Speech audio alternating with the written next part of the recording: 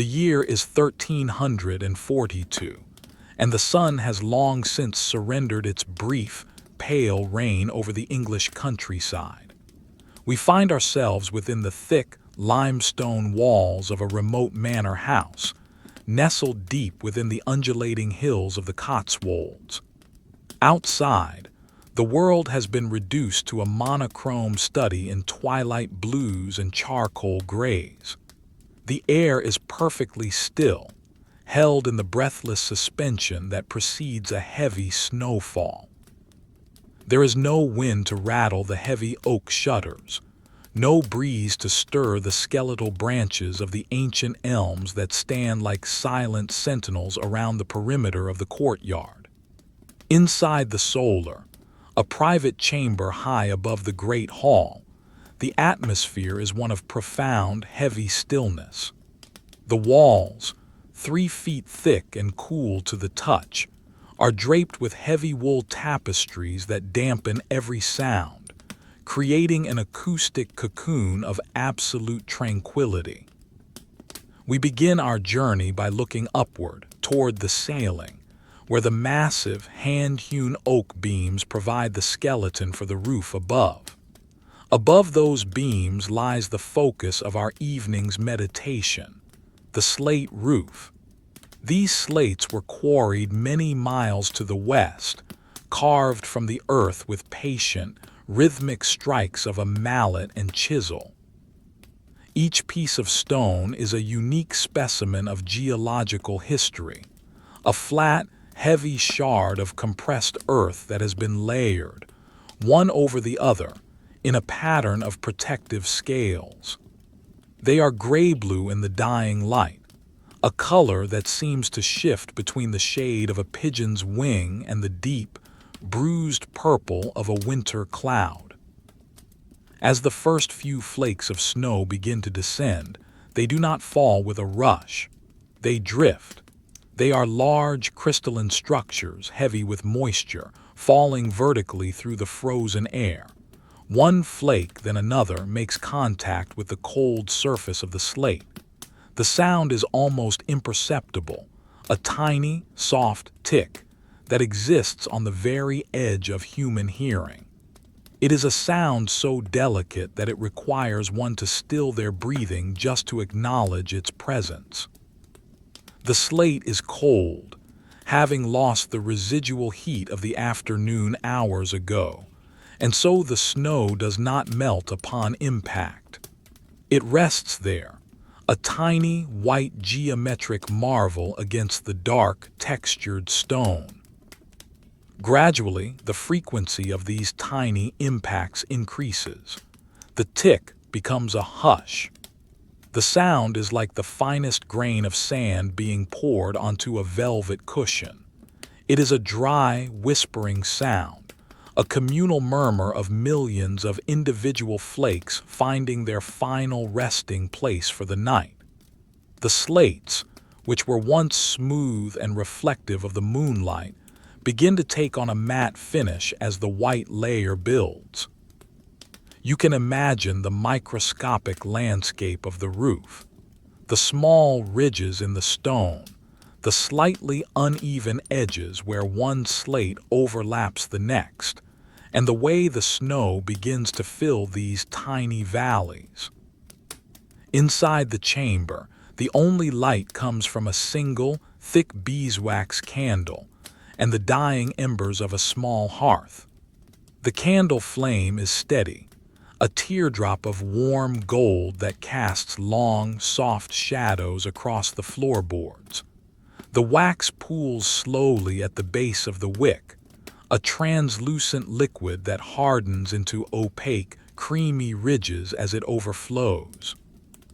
The smell is faint, just a hint of honey and the clean, slightly metallic scent of the cold air that manages to seep through the tiniest crevices of the window frame. There is no smoke, only a gentle, upward drift of warm air that carries the scent of the beeswax toward the rafters. In the corner of the room, a heavy wooden chest sits, its iron hinges polished to a dull sheen by years of use. Beside it, a high-backed chair carved from dark walnut beckons. The chair is draped with a sheepskin rug, the wool thick and crimped, retaining the natural oils of the animal. If you were to run your hand over the wool, you would feel the incredible density of the fibers, a natural insulation designed by centuries of evolution to withstand the very weather that is currently unfolding outside. The texture is slightly coarse but overwhelmingly soft, a tactile reassurance of warmth and safety. The fire in the hearth is not a roaring blaze. It is a controlled, rhythmic pulse of heat. The logs are seasoned oak, the bark thick and deeply furrowed. As the fire consumes the wood, the bark curls away in slow-motion spirals, revealing the glowing, orange-red heart of the timber. Every few minutes, a tiny pocket of sap within the wood reaches its boiling point and lets out a soft, muffled pop, a sound that only serves to emphasize the profound silence of the rest of the house. A thin layer of white ash has begun to settle over the coals, acting as a blanket that preserves the heat, glowing with a soft, internal light every time a draft of air moves across the hearth. The transition of the snow outside continues. What started as individual flakes has now become a steady, rhythmic fall. The accumulation on the slate roof is now visible as a soft, white padding.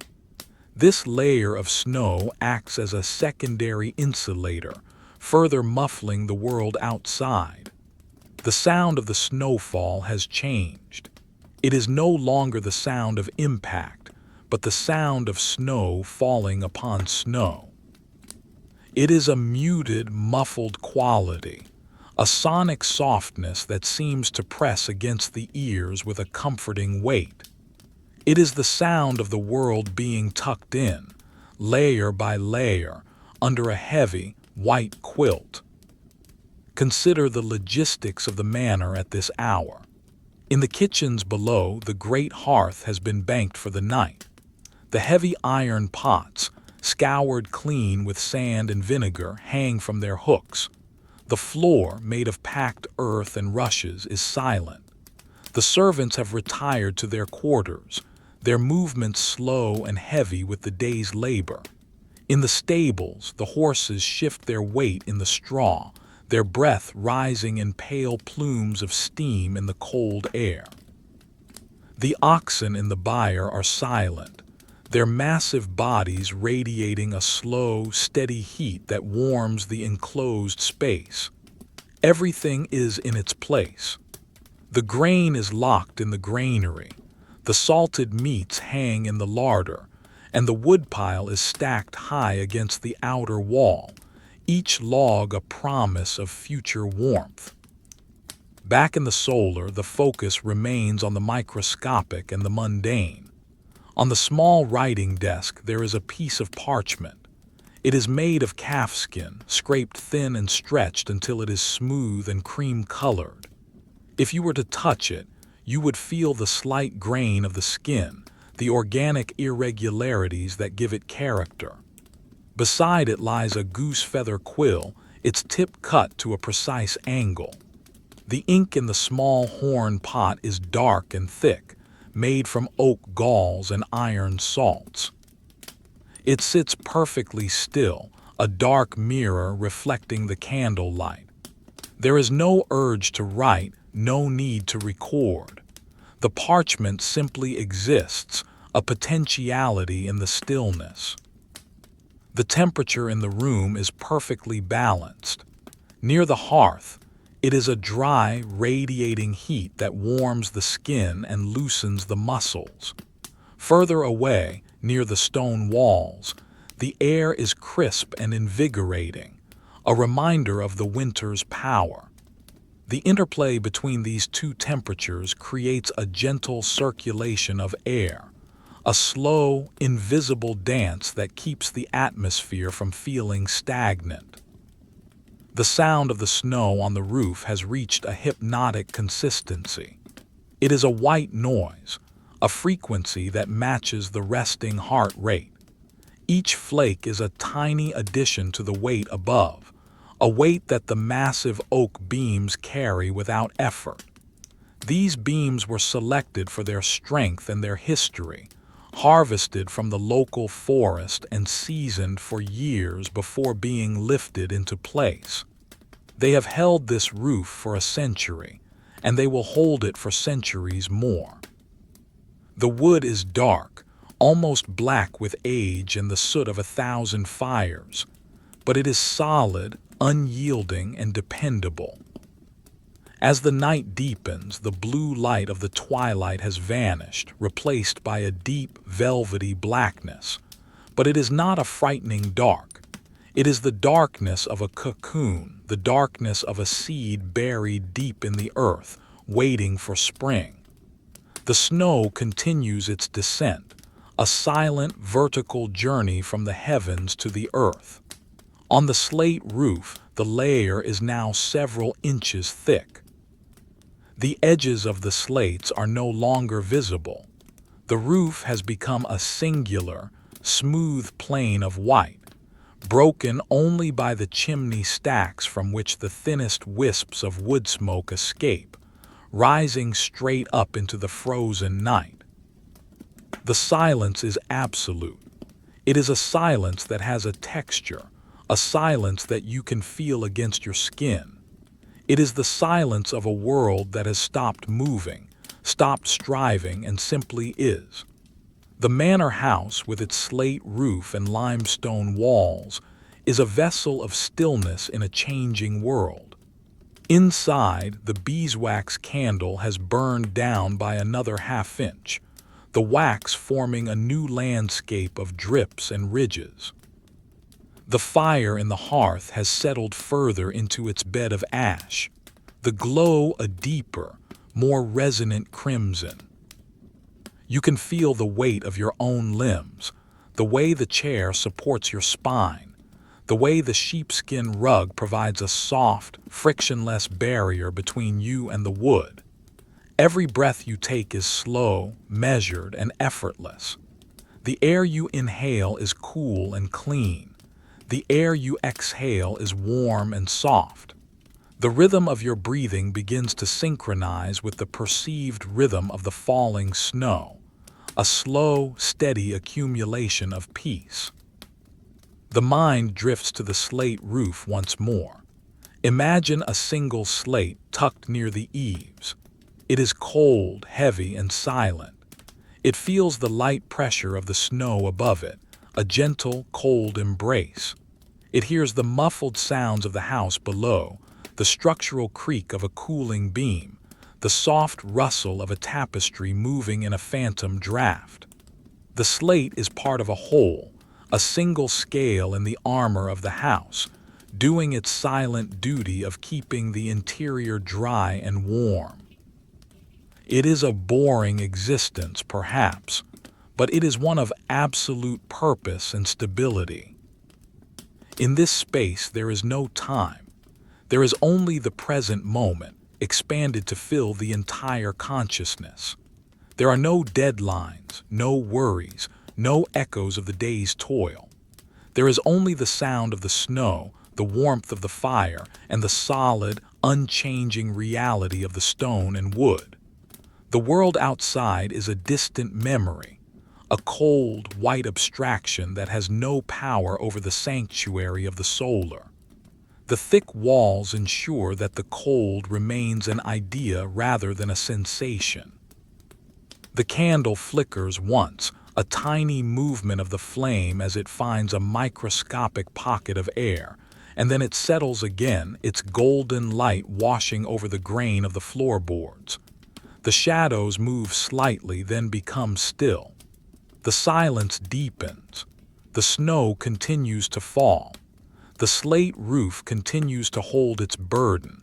Everything is as it should be. Everything is at rest. The night is long, the shelter is strong, and the peace is total. We remain in this state of quiet observation, watching the snow, hearing the silence, and feeling the profound, heavy comfort of the medieval winter night. The heaviness of the atmosphere is like a physical blanket, a soft weight that encourages the eyes to close and the thoughts to dissolve into a hazy, formless blur. The details of the room, the iron hinges, the wool tapestry, the oak beams, remain, but they lose their sharp edges, becoming part of a continuous, soothing landscape of sensory impressions. The sound of the snow on the slate roof is the heartbeat of this landscape, a steady, low-frequency vibration that signals safety and repose. It is the most monotonous, most beautiful sound in the world. As the snow continues to accumulate, the sound becomes even more distant, more muffled, as if the house itself is being slowly submerged in a sea of soft, white cotton. The insulation is complete. The world is gone. There is only this room, this fire, and the quiet, persistent sound of the snow on the slate roof. The peace is a vast, open space, and you are drifting through it, weightless and free, held by the gravity of the winter night. The slate, the stone, the wood, the wool, all are agents of this tranquility, working together to create a space where time has no meaning, and where the only task is to exist in the perfect, boring, and beautiful stillness of the moment. Leaving the heavy, still air of the solar, we move with a slow, deliberate pace toward the heavy oak door that separates the private chamber from the stone-walled corridor. The door itself is a masterpiece of medieval joinery, constructed from 3 thick planks of heartwood oak, vertical and unyielding. The iron hinges are long, tapered straps that stretch across the width of the wood, secured by hand-forged square-headed nails. As the hand reaches out to touch the iron latch, the metal is startlingly cold, a sharp, clean contrast to the warmth of the solar. The latch lifts with a slow, mechanical clack, a sound that echoes briefly in the hollow space of the doorway before being swallowed by the silence of the hall. The door swings open on hinges that have been carefully oiled with rendered mutton fat, moving with a heavy, silent dignity. Stepping out into the corridor, the temperature drops by several degrees. This is the transitional space of the manor house, a zone where the heat of the hearths has not yet fully penetrated the deep thermal inertia of the limestone walls. The floor here is not made of wood, but of large, irregular flagstones, quarried from the same local hills as the manor itself. These stones are gray and cool, their surfaces worn smooth in the center by generations of soft-shod feet. In the dim light of the single candle being carried, the flagstones reveal their individual textures, tiny fissures, fossilized ripples of ancient seas, and the subtle variations in mineral composition that create a landscape of muted grays, tans, and ochres. The walk down the corridor is an exercise in rhythmic monotony. Each footfall on the stone produces a soft, dull thud, a sound that is grounded and solid. There is no resonance here, no echo to disturb the peace. The walls are lime-washed, a pale, chalky surface that catches the candlelight and diffuses it into a soft, ambient glow. As we move past a narrow slit window, a loophole designed for light and ventilation rather than defense, we catch another glimpse of the world outside. The thickness of the wall is evident here. A full 3 feet of solid stone separates the interior from the exterior. The snow has begun to build up on the narrow stone sill, a miniature drift that is perfectly white and undisturbed. The flakes continue to fall past the window, visible only as they cross the thin beam of light escaping from within. They are like tiny, silent ghosts, appearing for a fraction of a second before vanishing back into the velvet darkness. We reach the top of the spiral staircase that leads down to the ground floor. The stairs are carved from solid blocks of stone, winding around a central pillar, or newel. This is a space of extreme verticality and enclosure. The air here is even cooler, and it smells faintly of damp earth and the cold, mineral scent of the stone itself. Descending these stairs requires a slow, careful rhythm. The hand follows the curve of the wall, feeling the slightly rough texture of the lime wash and the occasional coolness of an exposed stone. Each step is a small descent into a deeper level of quiet. The sound of the snowfall on the roof, which was so present in the solar, is now a distant, subterranean murmur, filtered through layers of timber and masonry. At the bottom of the stairs, we emerge into the great hall. In the height of summer or during the chaotic joy of a harvest feast, this room would be filled with the sounds of voices, the clatter of wooden trenchers, and the smell of roasting meat. But tonight, in the depths of winter, the great hall is a cathedral of stillness. The high, vaulted ceiling is lost in the shadows, the massive tie beams and king posts supporting the weight of the slate roof far above. The central hearth, a large stone circle in the middle of the floor, contains a massive mound of white ash. Within that ash, the great log, a stump of elm intended to burn for days, is currently in a state of suspended animation. It is not flaming, but rather breathing heat, its core a deep, translucent ruby color that pulses slowly beneath the insulating layer of gray dust. The floor of the hall is covered in a thick layer of dried rushes. These were harvested from the riverbanks in late summer, dried in the sun, and spread across the floor to provide insulation and a degree of cleanliness. Walking across them creates a soft, dry, rustling sound, a shush-shush that mimics the sound of the snow outside. Mixed in with the rushes are dried herbs, winter savory, lavender, and meadowsweet. As the weight of a foot presses down, the dried stems break slightly, releasing a faint, ghostly scent of a vanished summer. It is a dry, floral aroma, tempered by the smell of wood smoke and the neutral scent of the reeds.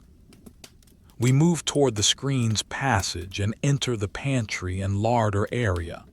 This is the heart of the manor's winter logistics, a place of profound sensory comfort based on the presence of abundance and order. The air here is cold and still, acting as a natural refrigerator.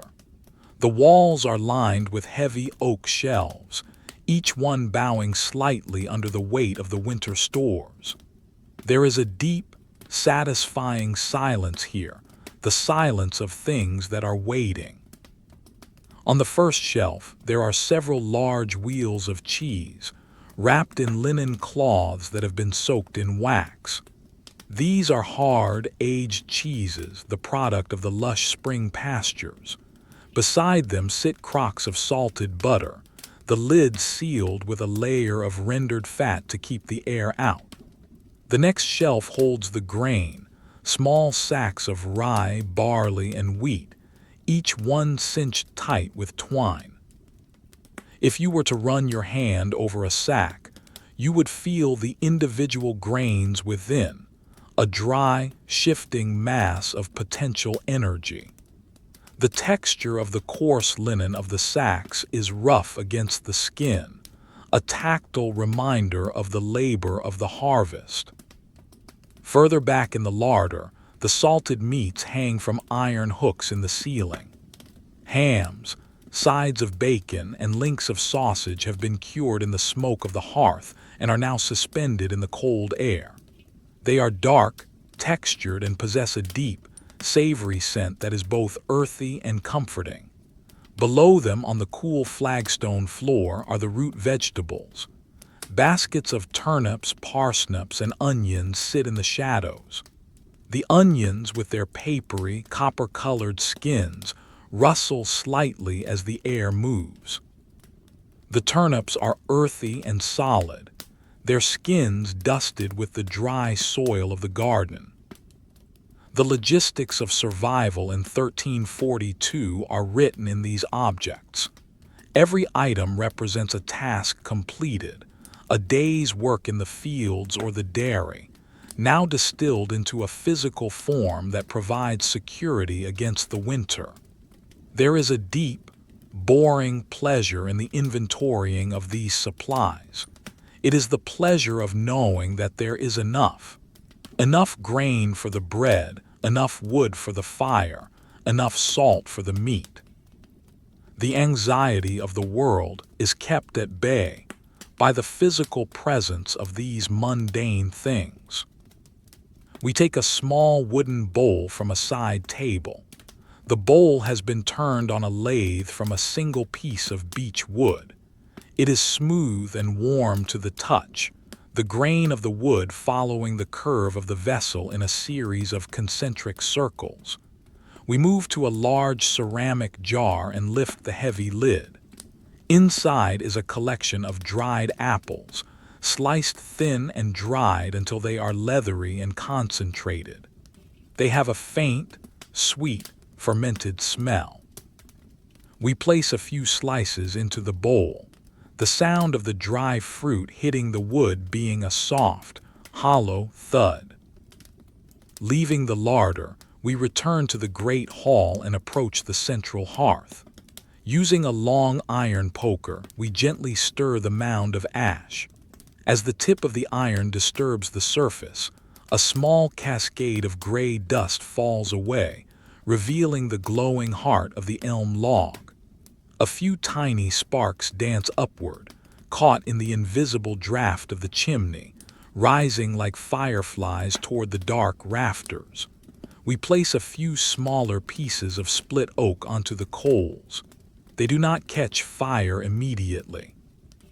First, they sizzle slightly as the last microscopic traces of moisture are driven out. Then, a thin wisp of white smoke curls around the wood.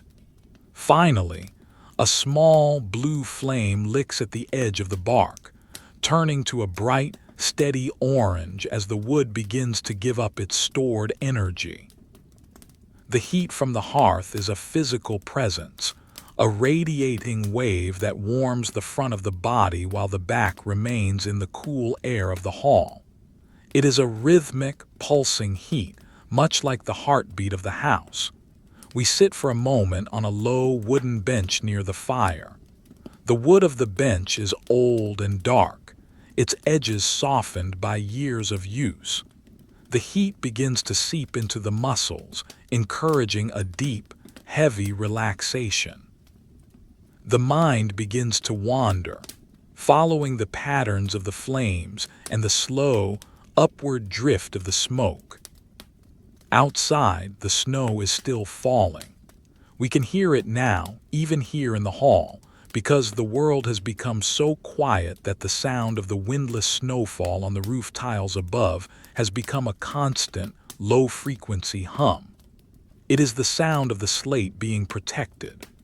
The layers of snow are now thick enough that they act as a heavy, white muffler, damping the structural groans of the building as it adjusts to the cold.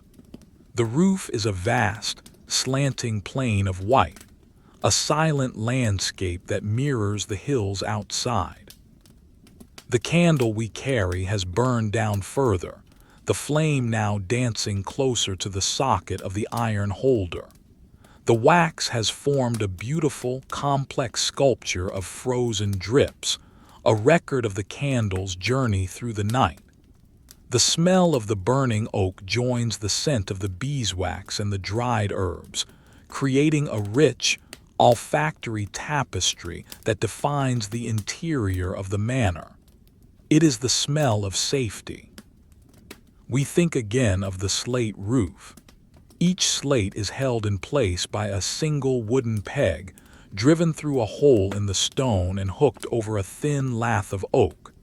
It is a simple system, one that has remained unchanged for centuries. The weight of the snow presses down on the slates, and the slates press down on the lath, and the lath presses down on the rafters.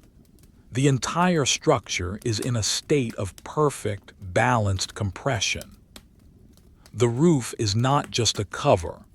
It is a heavy, protective mantle that anchors the house to the earth. Inside the hall, the shadows move in time with the flickering fire. The tapestries on the walls, depicting scenes of forgotten hunts and distant gardens, seem to breathe as the air currents stir them. The figures in the wool are frozen in time, their colors, deep madder reds, welled yellows, and woad blues, softened by the low light. They are part of the insulation, both physical and visual, adding to the sense of being enclosed in a world of soft textures and muted tones. The bowl of dried apples sits on the bench, the fruit a simple, honest snack from the earth. There is no rush to eat them. There is no rush to do anything. The night is a vast, empty space, and we are merely a small point of consciousness within it. The logistics of the house are settled. The fire is tended. The larder is full. The snow is falling. The slate is cold. The hearth is warm. As we prepare to make the slow journey back up the stone stairs to the solar, we take one last look around the great hall. The darkness in the corners is deep and inviting, a velvet void that holds no terrors. The breathing of the fire is the only sound, a rhythmic rise and fall that matches our own breathing. The sense of peace is so thick it is almost tangible, a heavy, warm fog that settles over the mind and body. We turn and walk slowly back toward the stairs. The shush of the rushes underfoot, the cold touch of the stone wall, the weight of the wooden bowl in the hand. Each sensation is a grounding wire, connecting us to the immediate physical reality of the medieval winter. There is no past, no future, only this sequence of mundane, beautiful moments. The snow on the slate roof is the clock by which we measure this night, not in hours or minutes, but in the steady, silent accumulation of white crystals, a slow, hypnotic descent into the heart of the winter's rest. The climb back up the stairs is slower than the descent. Each step is a conscious movement, a lifting of the weight of the body against the gravity of the stone. The candle flame is steady, a tiny beacon in the dark spiral of the stairwell. Reaching the corridor, we feel the slight increase in temperature as we approach the solar. The door, with its heavy iron latch, waits for us. We lift the latch clack and step back into the cocoon of the private chamber. The room is exactly as we left it, but the silence feels even deeper now, enriched by our journey through the rest of the house. The fire in the solar's hearth has also settled into a bed of glowing coals. The sheepskin rug on the chair looks even softer, the wool fibers catching the light of the dying fire. We set the bowl of apples on the writing desk beside the parchment and the quill. The ink pot is still a dark mirror. The snow is still falling. The slate roof is still there, high above us, doing its silent, boring, essential work. We sit, we breathe, and we listen to the quietest sound in the world. The sound of a medieval winter night, holding its breath under a blanket of snow. We remain within the solar, the sanctuary of the manor's upper floor, where the atmosphere has thickened into a palpable soup of warmth and stillness. The fire in the hearth has reached a state of settled perfection. The logs have crumbled into a topography of glowing canyons and ash-covered peaks, radiating a heat that feels like a physical weight against the skin. But our attention now turns to the most essential structure within this room, a piece of furniture that represents the pinnacle of medieval comfort and a fortress against the winter night, the great bedstead. Standing against the far wall, away from the slight drafts of the window and the direct, flickering light of the hearth, the bed is a massive construct of seasoned oak. It is not merely a place to sleep, but a room within a room. 4 thick, squared posts rise from the floor, their surfaces carved with simple, geometric patterns, circles and diamonds that catch the low light in their recessed grooves. These posts support a heavy wooden canopy, or tester, which serves a vital logistical purpose. It is the first line of defense against the ceiling, catching any stray particles of dust or the rare, infinitesimal drop of condensation that might migrate through the rafters from the slate roof above. The wood of the canopy is dark, stained by decades of beeswax polish and the rising warmth of the room, and it hums with a silent, structural resonance. Between the posts, heavy curtains of madder-dyed wool are currently drawn back, held by thick braided cords. The fabric is dense and coarse to the touch, a weave designed for insulation rather than delicacy. If you were to press your face against the wool, you would smell the faint, earthy scent of the dye and the natural lanolin of the sheep from which it was shorn. These curtains, when closed, create a secondary microclimate, trapping the occupant's body heat within a small, velvet-dark void. But for now, they remain open, revealing the architectural layering of the bedding itself. At the base of the frame, stretched tight between the side rails, is a network of heavy hempen ropes. These ropes are woven in a complex lattice, a grid of tension that provides the necessary spring for the layers above. Every few months, these ropes are tightened with a wooden key, a rhythmic task that produces a series of sharp, melodic twangs as the fibers are pulled taut. Tonight, they are perfectly adjusted, a silent foundation of interlaced hemp that groans almost imperceptibly as it settles under the weight of the mattresses. The first layer is the palliasse, a thick ticking made of heavy linen, stuffed to bursting with clean, dry rye straw. This is the structural layer, providing height and firm support. As one moves near the bed, the straw within the palliasse produces a dry, rustling sound, a crackle that is reminiscent of a summer field in the wind. It is a clean sound, a reminder of the harvest and the cycle of the seasons.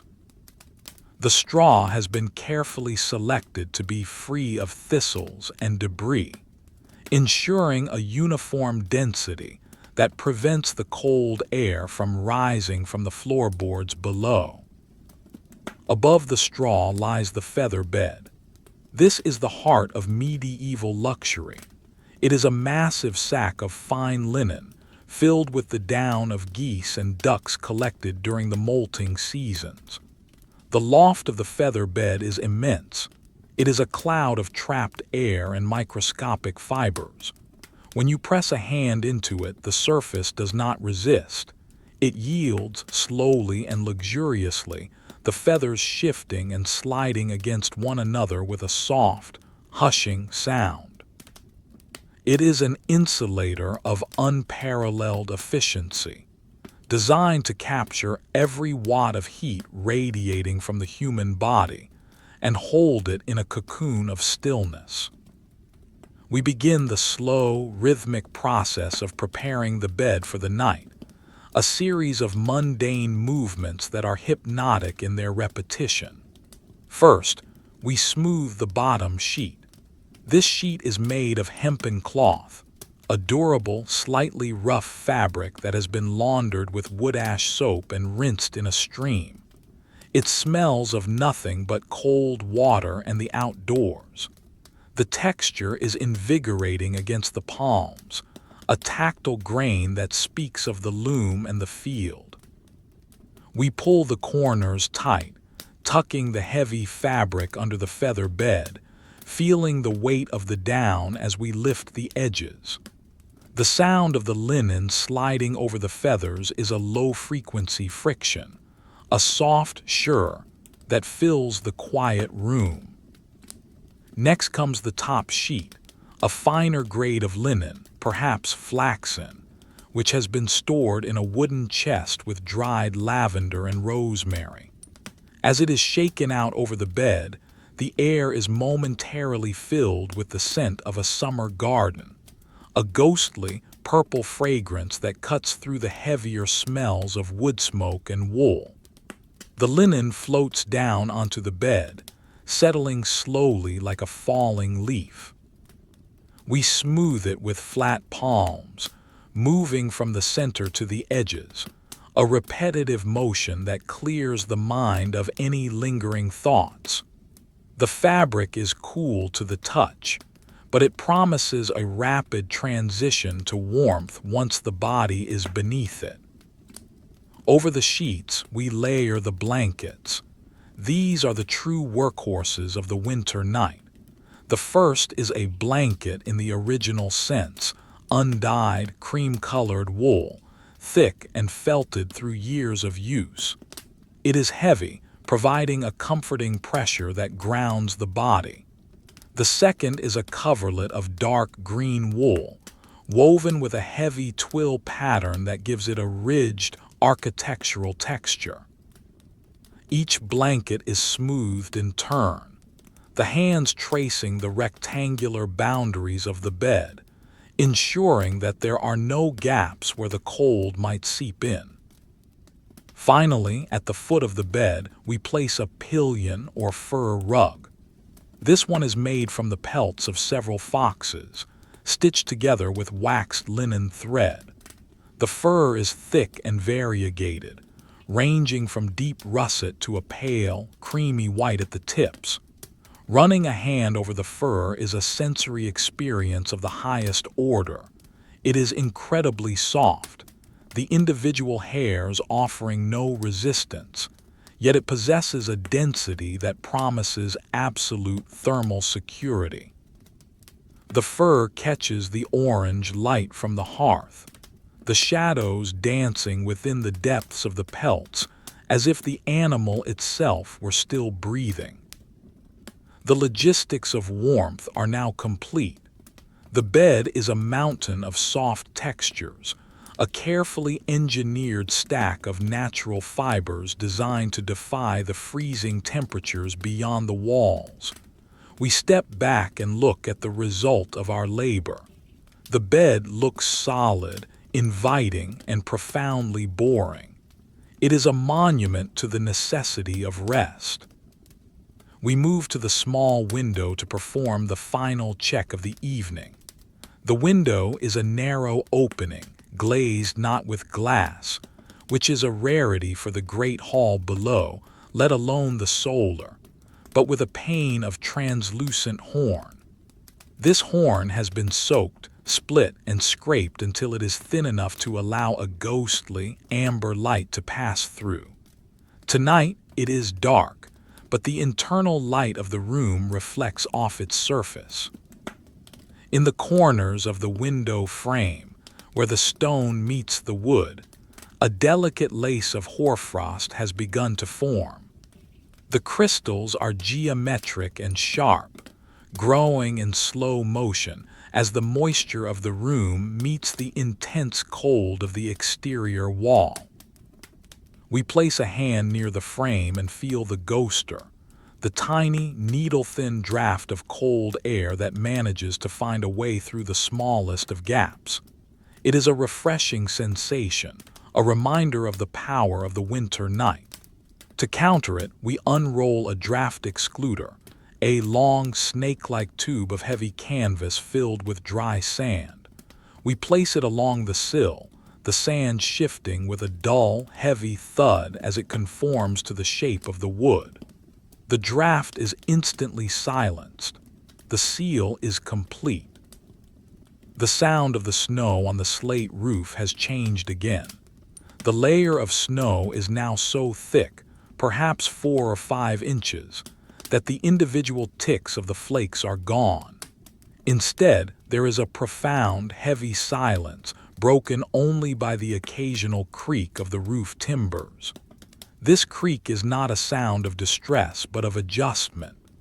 The massive oak beams, some 18 inches thick, are settling under the weight of the snow and the contraction caused by the cold.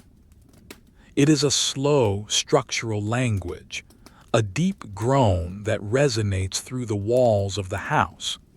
It is the sound of the manor house bracing itself, leaning into the winter. Inside the solar, the candle has burned down into a wide, shallow pool of liquid wax. The wick is long and charred at the tip, the flame a steady, unwavering point of gold. The light it casts is dim, barely reaching the corners of the room, but it is enough. We do not need to see the details anymore. We know them by heart. We know the texture of the stone, the grain of the wood, the scent of the lavender linen, and the weight of the fox fur. We turn our attention back to the hearth. One final log is needed to see the room through the deepest hours of the night. We select a piece of applewood from the basket. Applewood is a prized fuel. It burns slowly, with a steady, even heat and a scent that is faintly sweet, like a memory of an orchard. We place it carefully onto the bed of coals, using the iron tongs to nestle it into the glowing embers. The wood does not ignite immediately. It sits there, absorbing the heat, its surface turning black and charred.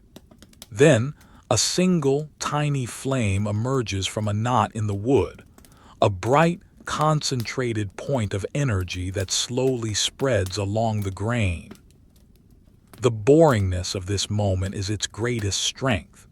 There is nothing to do but watch the flame, listen to the silence of the snow, and feel the gradual increase in the room's tranquility. The mind, stripped of the need to process new information, begins to turn inward, following the slow, circular paths of its own quietest thoughts.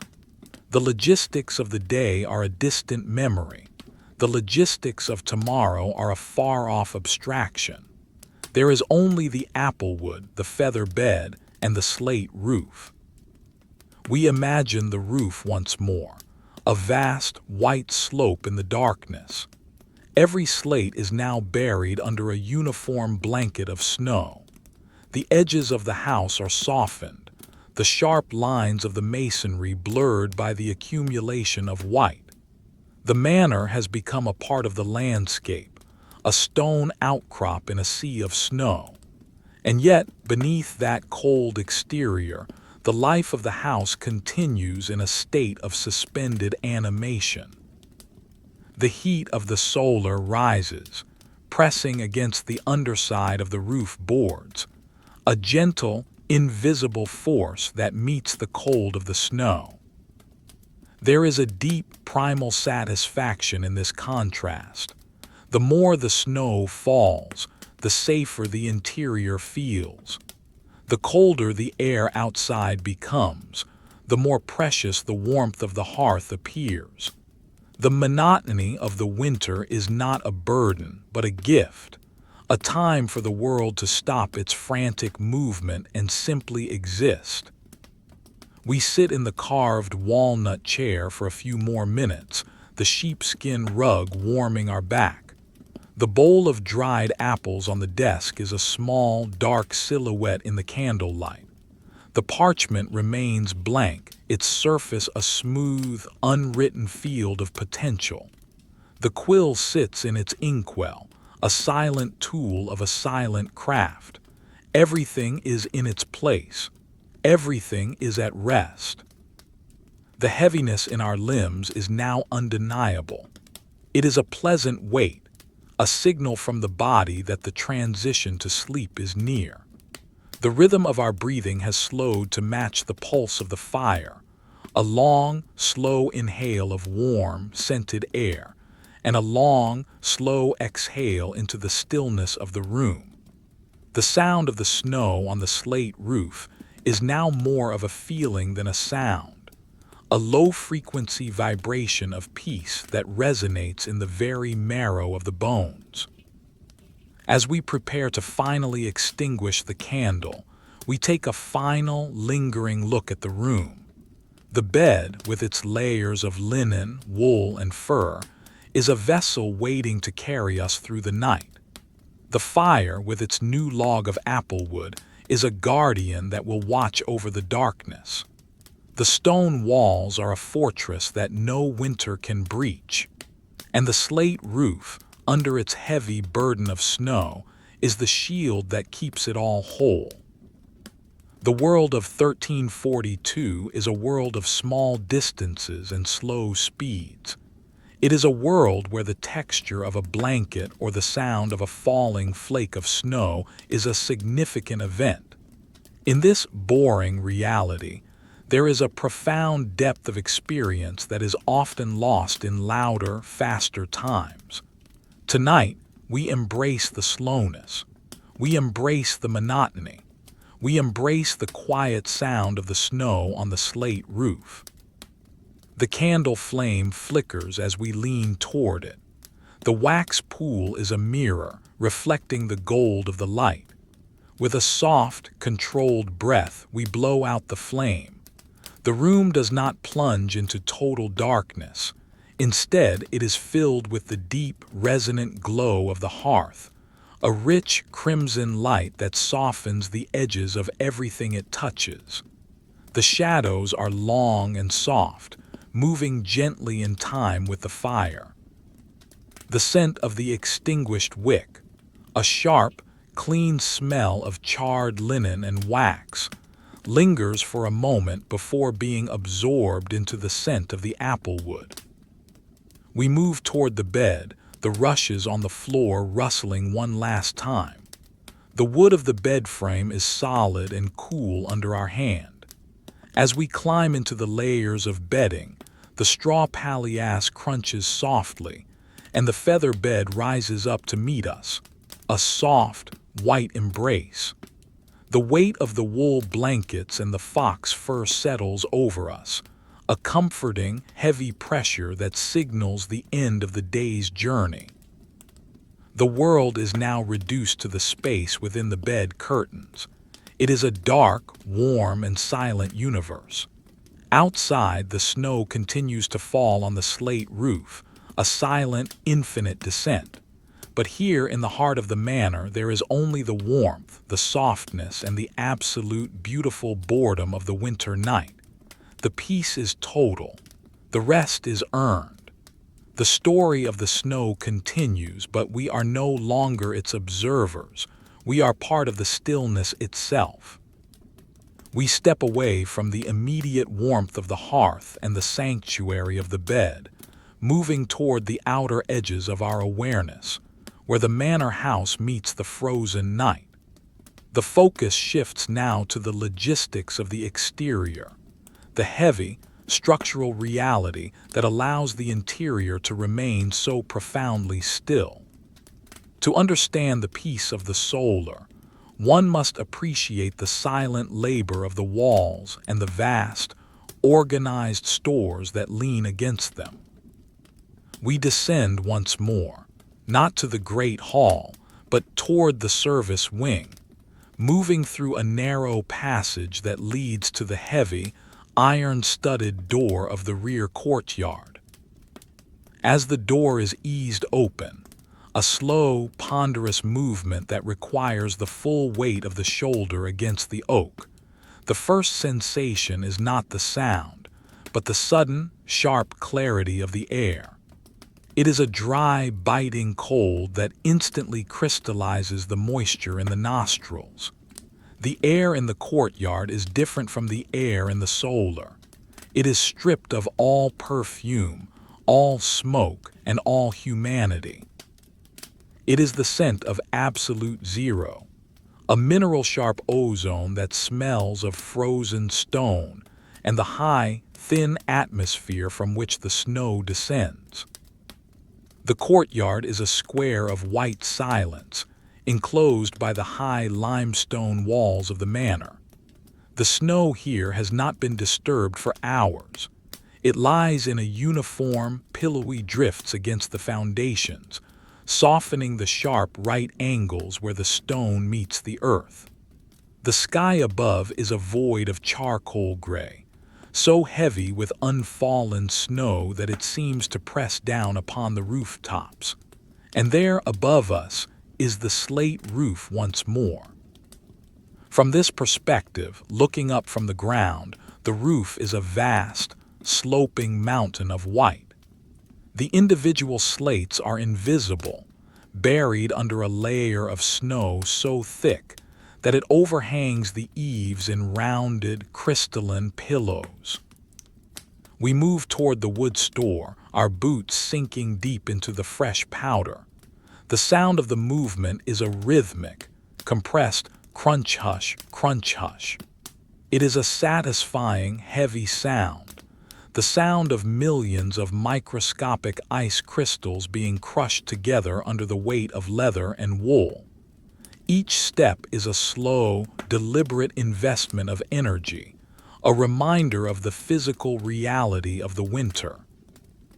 The wood store is a long, low structure built directly against the northern wall of the manor. It is a masterpiece of mundane organization. Here, thousands of logs are stacked in precise, geometric rows, reaching from the frozen ground to the underside of the thatch-covered lean-to.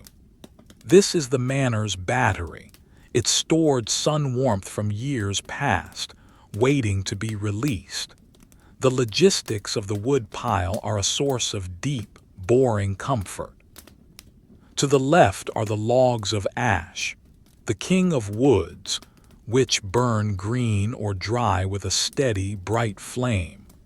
In the center are the massive rounds of oak, heavy and dense, their bark like the skin of an ancient elephant. To the right are the bundles of birch faggots and pine kindling, smelling faintly of resin even in the deep freeze. We reach out and touch a log of seasoned ash. The bark is silver gray and furrowed, feeling like rough parchment against the fingertips. It is incredibly cold, the temperature of the stone, but it possesses a latent solidity. We run a hand along the cross-section of a split log, feeling the annual rings, the record of the tree's life, each line a summer of growth, each gap a winter of dormancy. The wood is bone dry, the moisture having been leached out by months of seasoning in the wind and sun. If you were to strike two of these logs together, they would produce a clear, musical clink, the sound of a material that has become as stable as the stone walls themselves. The smell here is a delicate tapestry of forest scents, frozen and preserved. There is the faint, peppery smell of the ash, the deep, earthy musk of the oak, and the sharp, medicinal tang of the pine resin that has bled from a knot and hardened into a translucent amber bead. It is a clean, honest smell, the smell of survival. We spend several minutes simply observing the stack, noting the way the snow has drifted into the small, triangular gaps between the circular logs, creating a pattern of white lace against the dark wood. There is no hurry. The wood is not going anywhere. The fire is already tended. We are merely cataloging the security of the house. The silence of the courtyard is absolute, yet it is composed of 1,000 tiny microscopic sounds. If you remain perfectly still, you can hear the hiss of the snow as it slides an inch or two down the steep pitch of the slate roof. It is a soft, friction-filled sound, like a silk gown brushing against a stone floor. You can hear the tink of a single ice crystal falling from an eave and shattering on the frozen crust below. And always, there is the background radiation of the snowfall itself, a sound that is more of a pressure in the ears than a vibration in the air. We move further along the wall to the harness room, a small stone-vaulted chamber where the leatherwork of the manor is maintained. This room is unheated, yet it feels warm because it is shielded from the direct descent of the snow. The air here is heavy with the scent of neatsfoot oil, a thick, yellowish oil rendered from the feet of cattle, and the pungent, waxy smell of tallow. These are the smells of preservation. In the winter, leather must be fed, or the cold will make it brittle and cause it to crack. On a heavy wooden workbench sits a set of draft horse blinkers and a long, thick trace strap. The leather is dark, almost black, and possesses a dull, healthy sheen. We take up a piece of coarse linen cloth, dip it into a pot of softened tallow, and begin the rhythmic task of conditioning the leather. The motion is circular and slow. Rub, rub, rub. The cloth moves over the surface of the leather with a soft, sliding friction. The tallow is absorbed into the pores of the hide, darkening it slightly and making it supple. This task is the epitome of the medieval winter, repetitive, manual, and entirely necessary. There is no drama in oiling a harness. There is no conflict in the application of tallow. There is only the steady, hypnotic movement of the hand, the faint scuff of the cloth, and the gradual transformation of the material. As we work, the mind drifts.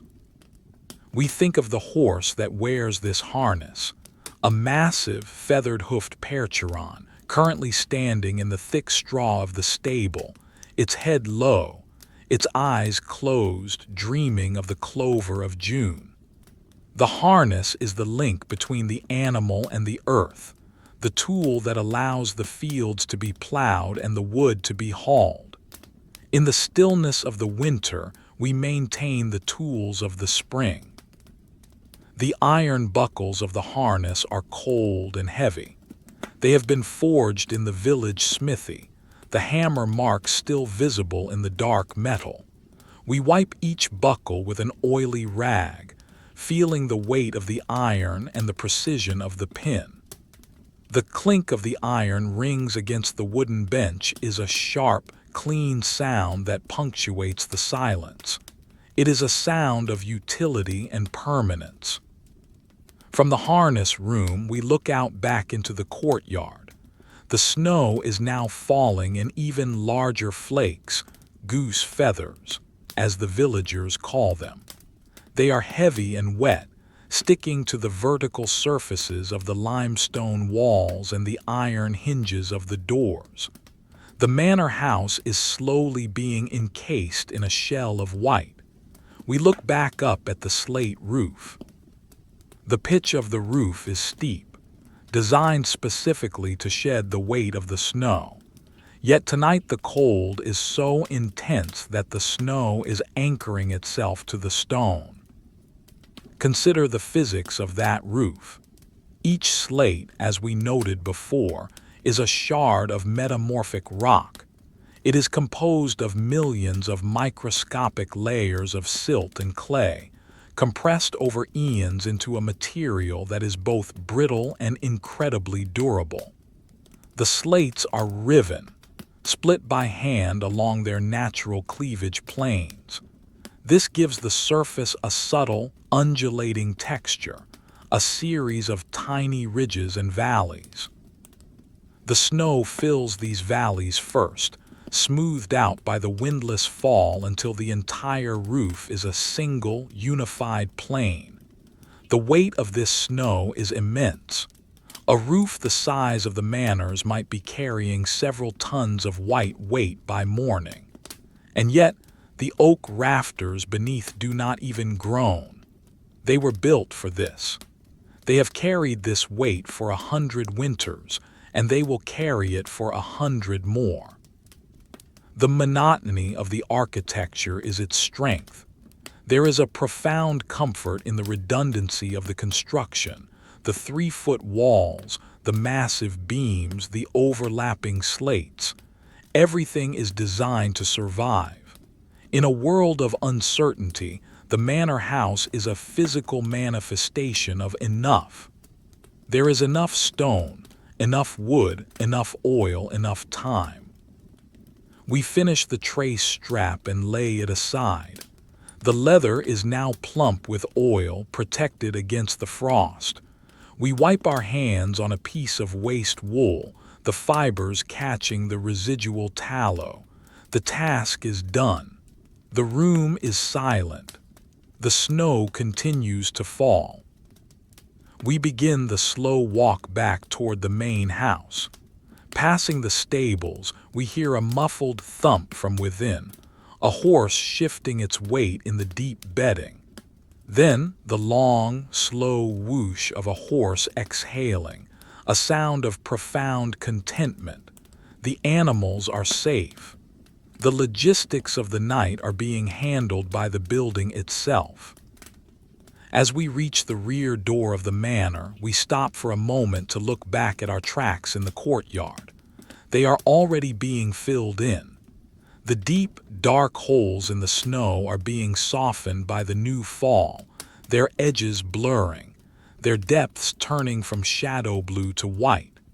Soon, there will be no sign that anyone was ever here. The courtyard will return to its state of perfect, undisturbed purity. This is the essence of the winter's peace. The world is constantly resetting itself, covering its scars, and returning to a state of primordial silence. We step back inside, the door closing with that same heavy, certain thud. The transition back to the interior is immediate.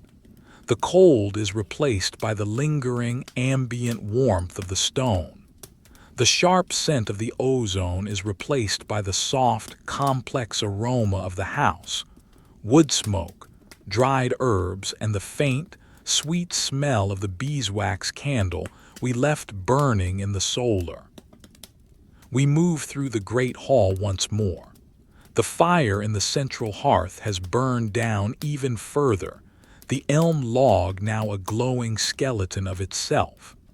The shadows on the high, vaulted ceiling have deepened, the massive beams lost in a velvet blackness. The rushes on the floor are silent now, the air so still that not a single blade of dried grass moves. As we ascend the spiral stone stairs, our movements feel even slower and more deliberate than before. The weight of the winter night is beginning to settle into our bones, a pleasant, heavy tiredness that makes each step feel like an achievement of will. The hand on the cold stone wall provides a constant, grounding contact. We are moving from the world of logistics and labor back to the world of rest and reflection. Reaching the solar, we find the room exactly as we left it. The candle has reached its halfway point, the flame steady and golden. The applewood log we placed on the fire earlier is now fully engaged, its blue and orange flames dancing in a slow, hypnotic rhythm. The scent of the applewood has filled the room, a light, fruity smoke that is incredibly soothing. We return to the walnut chair, the sheepskin rug welcoming us back with its soft, oily warmth. We sit and we listen. The sound of the snow on the slate roof, which we have been tracking all evening, has reached its final, most muffled stage. It is no longer a sound of impact or movement. It is a sound of absolute insulation. The house is now buried deep enough that the external world has effectively ceased to exist. There is only the interior. There is only the fire. There is only the breath. The boring reality of 1342 is a masterpiece of sensory focus. Without the distractions of the modern world, the mind is free to dwell on the incredible complexity of a single moment. The way the light reflects off a drop of tallow, the way the smoke curls around a beam, the way the snow transforms a roof into a mountain. In this focus, there is a profound sense of safety. Nothing can reach us here. The winter is a wall, and we are on the right side of it. We pick up the bowl of dried apples, the wood cool and smooth in our palm. We take a single slice, the leathery texture of the fruit giving way to a concentrated sweetness that tastes of an August afternoon. It is a slow, methodical pleasure. We chew slowly, the sound loud in the silent room. Every sensation is amplified, every detail significant. The slate roof above us is the silent hero of this story. It bears the weight, it wards off the cold, and it provides the acoustic ceiling for our peace. We imagine the slates, layer upon layer, cold and dark, holding back the infinite descent of the white sky. They are doing their job as they have always done. And we are doing ours, which is simply to exist in this space, to witness the stillness, and to allow the monotony of the night to carry us toward a deep and dreamless sleep. The candle flickers, and for a moment the shadows of the bedpost stretch across the floor like the fingers of a giant. Then the flame settles and the room returns to its warm, amber glow. The fire pops softly, a tiny explosion of sap that sends a single spark dancing up the chimney. The world is at rest. The logistics are complete. The peace is absolute. We close our eyes for a moment, and the sound of the snow on the slate roof becomes the only thing in the universe. A soft, white, infinite hush. The night has advanced into those deep, velvet hours where the distinction between the house and the earth begins to blur. We decide to make one final, slow circuit of the lower service areas, specifically the great kitchen and the adjoining bakehouse, to witness the quiet logistics of the morning's preparation. The journey begins again at the heavy oak door of the solar. As we step out, the candle in our hand, now a stout, reliable pillar of beeswax, casts a flickering amber light against the lime-washed walls of the corridor. The air here has grown even more still, if such a thing is possible.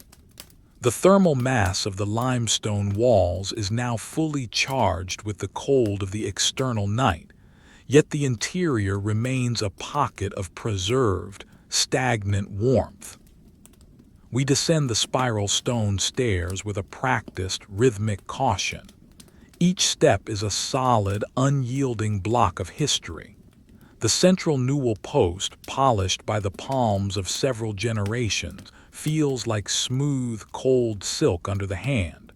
There is a specific sound to the descent, the soft scuff of wool-clad feet against the stone, followed by a momentary silence as the weight is shifted. It is a boring, repetitive melody of movement.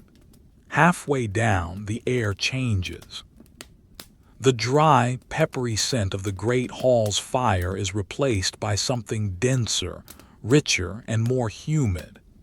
It is the scent of the kitchen, a complex layering of charred wood, dried herbs, and the faint, sweet ghost of fermented grain.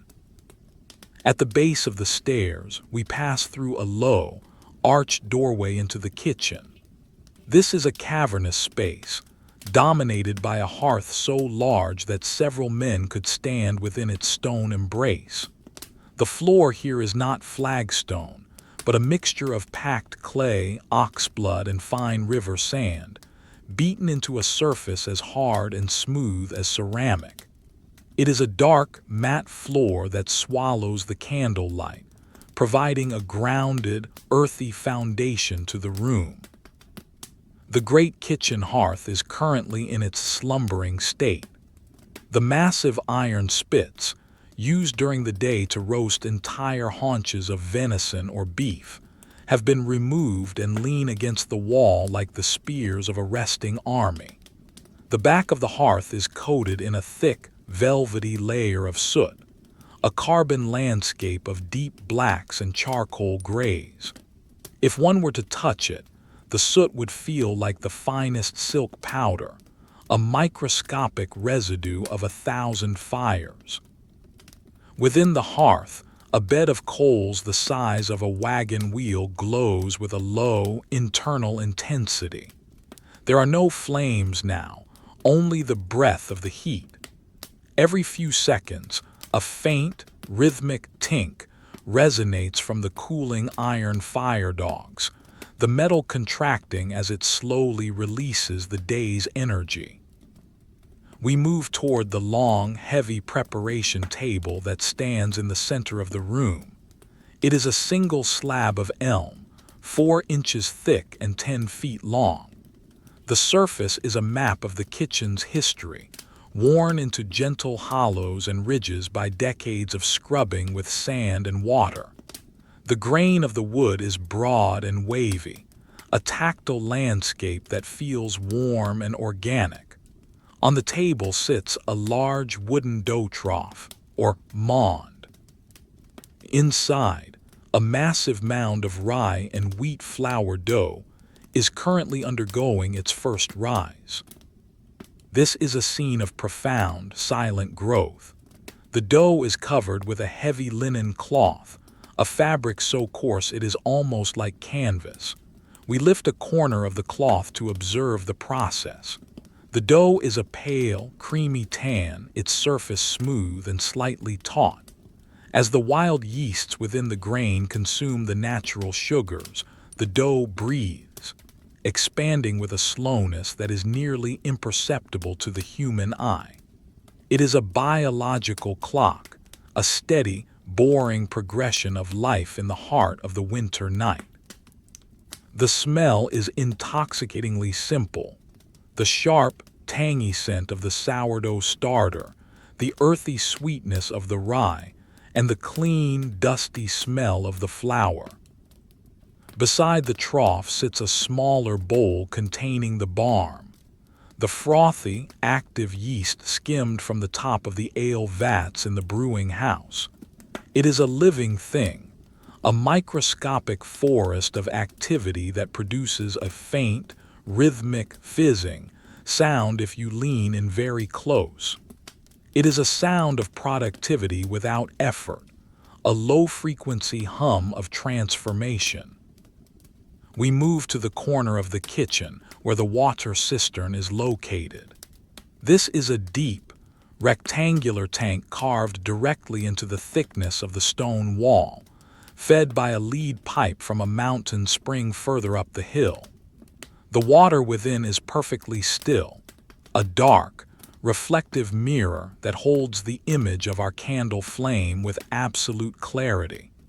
The temperature of the water is just above freezing, a liquid cold that radiates a refreshing chill into the immediate vicinity. We take a heavy copper ladle from a hook on the wall. The copper is beaten and dimpled, the marks of the smith's hammer creating 1,000 tiny facets that catch the light. As the ladle enters the water, the surface tension breaks with a soft, liquid gulp. The sound of the water filling the ladle is a crystalline, musical tinkle, a series of high-pitched notes that contrast beautifully with the low-frequency silence of the room. We lift the ladle, the water spilling over the edges in a shimmering, translucent curtain. The weight of the copper and the water together is substantial, a grounding physical presence in the hand. From the kitchen, we pass through a short, vaulted passage into the bakehouse. This room is smaller and dominated by the beehive, oven, a domed structure of brick and clay built into the corner of the room. The oven was fired earlier in the evening with bundles of dry furs and gorse, heating the thick walls to a staggering temperature.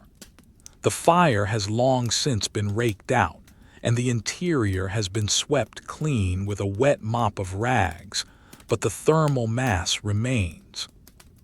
We place a hand near the wooden door of the oven. We do not touch it, for the heat is still too intense, but we can feel the radiation. It is a dry, penetrating warmth that feels like the sun on a midsummer afternoon. This heat will remain within the bricks for hours, slowly tapering off in a predictable, linear curve. This is the logistics of efficiency, using the residual heat of a single firing to bake the morning's bread, then the afternoon's pies, and finally to dry out the next day's kindling. It is a cycle of heat that mimics the slow, steady rhythm of the manor's life. The bakehouse is a place of absolute order. On the walls hang the peels, long-handled wooden shovels used to slide the loaves into the depths of the oven. The wood of the peels is scorched and darkened at the tips, the edges worn thin by years of contact with the hot brick. There is a pile of brushes made of dried heather, used to sweep the ash from the hearth. Everything is made of natural materials: wood, stone, brick, fiber, and everything possesses a specific functional beauty. In the center of the bakehouse, there is a large stone mortar and pestle. Inside the mortar are several handfuls of coarse sea salt brought by cart from the distant coast. The salt crystals are large and irregular, some clear, some tinged with a gray mineral hue. We take the heavy stone pestle and give the salt a single, slow turn. The sound is a deep, grinding crunch, a tactile vibration that travels up the arm. It is the sound of the earth being reduced, a monotonous, satisfying friction. The smell of the salt is clean and slightly metallic, a reminder of the ocean in the middle of a frozen landscape. We return to the kitchen, our movements slow and unhurried. The logistics of the morning are already in motion, even as the house sleeps. The dough is rising, the oven is cooling to the perfect temperature, the water is waiting in the cistern. There is no need for human intervention until the first light of dawn. This realization brings a deep sense of peace, the knowledge that the world continues its essential work without our constant supervision. We look up toward the ceiling of the kitchen. Here, the beams are even more massive than in the solar, for they must support the weight of the chimneys and the heavy slate roof above the service wing. Because of the constant heat of the kitchen, this part of the roof behaves differently. Outside, where the snow falls on the cold slates of the great hall, it accumulates in deep, silent drifts. But above the kitchen, the warmth of the hearths in the bakehouse oven seeps through the rafters and the roof boards, warming the underside of the slates. This creates a unique acoustic environment. As the snow falls onto these slightly warmer slates, the very bottom layer of the snow melts, creating a microscopic film of water. This water acts as a lubricant. Every few minutes, a small sheet of snow, perhaps the size of a hand, loses its grip on the slate and slides down the pitch of the roof. The sound is a soft, wet slith hush, followed by a muffled thump as the snow hits the ground or the lower eaves. It is a rhythmic, sporadic event, a natural clock that marks the passage of the night. Inside the kitchen, we can hear this clearly. The slith hush of the snow above is a constant companion to the fizz of the barm and the tink of the cooling iron. It is a symphony of the mundane, a collection of low-stakes sounds that create a protective barrier against the silence of the void. We move to a small wooden stool near the hearth and sit for a moment. The stool is low to the ground, bringing us closer to the source of the heat. The smell of the cooling soot is more pronounced here, a dry, alkaline scent that is strangely comforting. It is the smell of a fire that has done its work. We look at the cobwebs in the high corners of the ceiling. They are thick with the fine dust of the kitchen and the smoke of the hearth, hanging like heavy, gray tapestries in the shadows. They move slightly in the gentle convection currents created by the cooling oven, a slow, hypnotic dance of forgotten threads. The boringness of the kitchen at night is its most beautiful quality. During the day, this room is a chaos of steam, shouting, and movement. But now, it is a cathedral of preparation.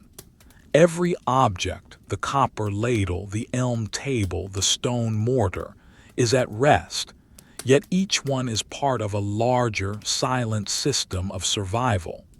There is a profound dignity in this stillness. We think of the slates on the roof once more. They are the skin of this system. They are currently being washed by the microscopic meltwater of the kitchen's heat, even as they are being buried by the fresh snow from the sky. It is a constant, invisible negotiation between the heat of the interior and the cold of the exterior, and the result is a perfect, stable equilibrium. The slates remain in place, the water drains away into the gutters, and the snow continues its silent descent. The candle in our hand has developed a large, cauliflower of charred wick at the top, causing the flame to dance and cast long, erratic shadows. We take a pair of iron snuffers from the mantelpiece, a simple tool with two flat blades, and gently trim the wick. The snip of the iron is a sharp, clean sound.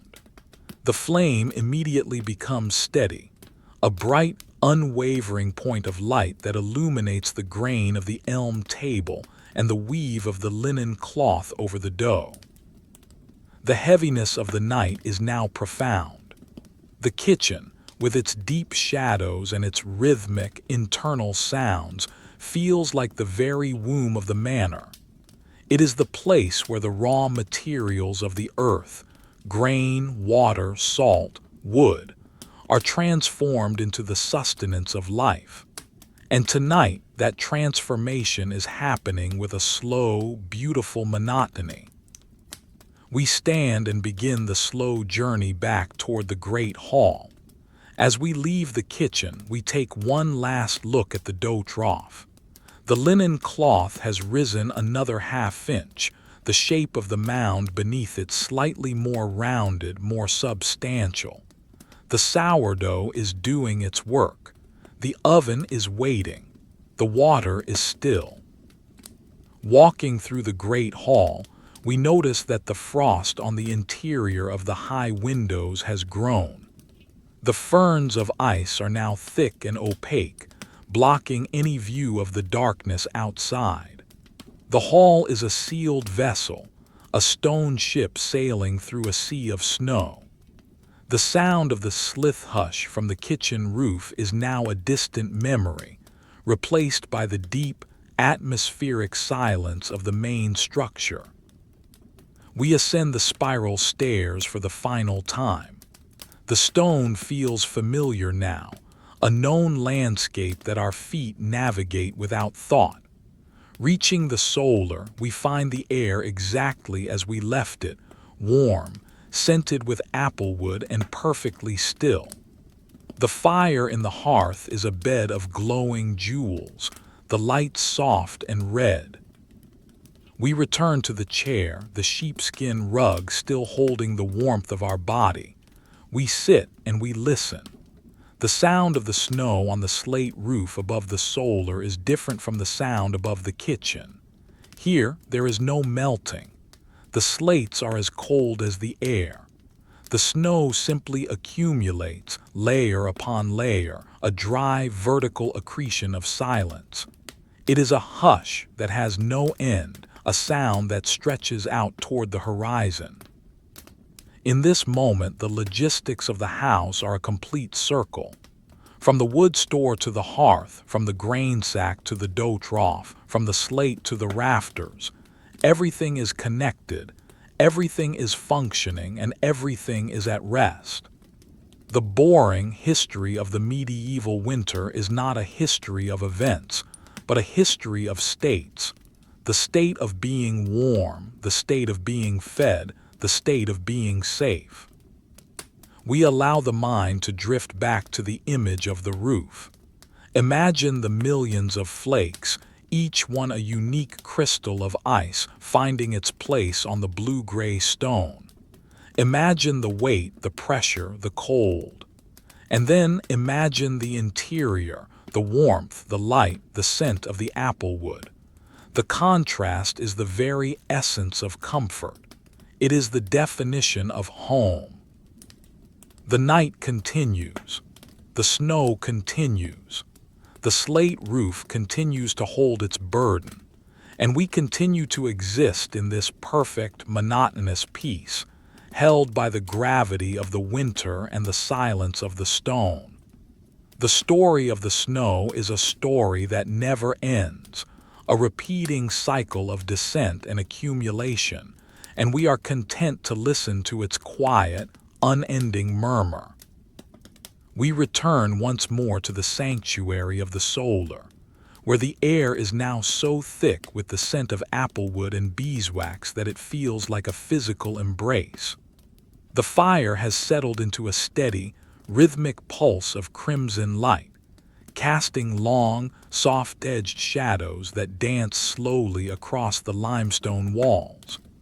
But our attention is drawn away from the hearth and toward a small, quiet corner of the room that we have yet to explore in detail. This is the workspace of the winter evenings, a place dedicated to the most monotonous and essential of medieval tasks, the processing and maintenance of wool. In the corner, illuminated by the soft glow of a small oil lamp, a simple ceramic bowl filled with rendered tallow and a floating wick of twisted flax, sits a large basket made of woven willow. The basket is overflowing with greasy wool, the raw fleeces shorn from the manor's flock of sheep during the height of the previous summer. These sheep, a hardy breed with thick, crimped locks, spent their days grazing on the high limestone escarpments, their wool absorbing the minerals of the earth and the golden warmth of the sun.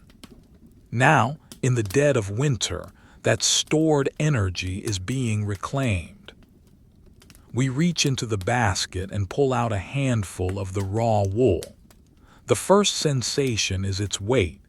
It is surprisingly heavy, for it is still saturated with lanolin, the natural oil secreted by the sheep to waterproof its coat against the English rains.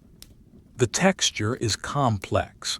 It is at once coarse and incredibly soft, a tangled cloud of fibers that feels warm to the touch even before it is processed. As we pull the locks apart, a faint, earthy scent fills the air, the smell of dried grass, rain-washed earth, and the clean, animal musk of the flock. It is a grounding scent, a direct link to the pastures that are currently buried under several inches of snow. Beside the basket sit the carding combs. These are two flat wooden boards, each fitted with hundreds of fine, hand-forged iron teeth. The logistics of carding are the very definition of hypnotic monotony. We place a small amount of the raw wool onto one comb and then draw the other across it in a slow, rhythmic motion. The sound is a steady, repetitive sh-trit, sh-trit, sh-trit. It is a dry, fibrous sound, the sound of thousands of microscopic scales on the wool fibers interlocking and then sliding past one another. As the combs move, the tangled mass of the fleece is gradually transformed. The fibers are straightened, aligned into a singular direction and stripped of any lingering bits of dried clover or straw. The process is slow and requires a gentle, consistent pressure. Sh-trit, sh-trit. The mind follows the rhythm of the combs, the repetition acting as a sedative. There is no urgency to finish the basket. In fact, the goal is not the completion of the task, but the immersion in the movement itself. The iron teeth of the combs catch the light of the tallow lamp, sparking momentarily with a cold, metallic glint before vanishing back into the soft, white cloud of the wool. Once the wool is carded, it is shaped into a ralag, a light, airy cylinder of fibers that looks like a fragment of a fallen cloud. We take up the drop spindle, the primary tool of the medieval spinner. The spindle is a simple yet elegant device, a straight shaft of polished spindlewood unanimous europaeus, about 12 inches long, fitted with a heavy whorl at the bottom. The whorl is a circular disc carved from a dark, fine-grained stone, providing the necessary centrifugal force to keep the spindle spinning for a long duration. We attach a small piece of the ralag to the top of the spindle, and with a practiced flick of the thumb and forefinger, set it into motion. The spindle begins to rotate, hanging in the air like a heavy, wooden pendulum. As it spins, it draws the wool fibers out, twisting them together into a strong, singular thread. The logistics of spinning are a delicate dance between tension and gravity. The left hand holds the ralag, carefully drafting, or pulling out just enough fiber to feed the growing yarn, while the right hand manages the speed and the weight of the spindle. The sound of the spinning is almost entirely absent, yet there is a vibration, a low-frequency hum that travels up the thread and into the fingers. It is the sound of potential being realized. Occasionally, the spindle makes a soft clack as it touches the edge of the walnut chair, a sharp, clean note in the quiet room. As the thread grows longer, we stop the spindle, wind the newly formed yarn around the shaft just above the whorl, and secure it with a half-hitch knot. Then, the process begins again. Spin, draft, wind, spin, draft, wind. This is the boring, beautiful reality of the 13th century winter. Almost every garment in the house, the tunics of the servants, the heavy cloaks of the master, the wool curtains of the bed, began exactly like this, 1 inch of thread at a time, produced in the silence of a winter evening. There is a profound sense of continuity in this task. We are doing exactly what has been done for 1,000 years, using tools that have remained unchanged by the passage of time. The lanolin from the wool begins to coat our fingers, making the skin feel supple and slightly tacky. This oil is a natural barrier against the cold, a byproduct of the sheep's own survival strategy that now serves us. As we work, we look up at the ceiling beams, then beyond them to the slate roof.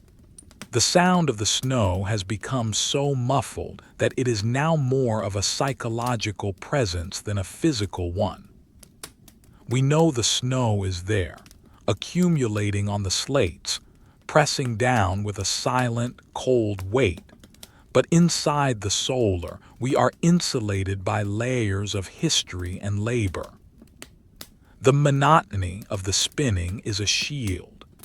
As the spindle turns, the worries of the world seem to dissolve into the twisting fibers. There is no room for anxiety when one must focus on the thickness of a single thread. There is no room for the chaos of the outside world when the rhythm of the carding combs is the only law. We set the spindle aside for a moment and take up a heavy wool cloak that has been resting on the stool.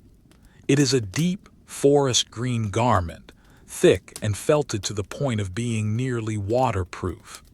Near the hem, there is a small tear where the fabric caught on a bramble during a late autumn walk.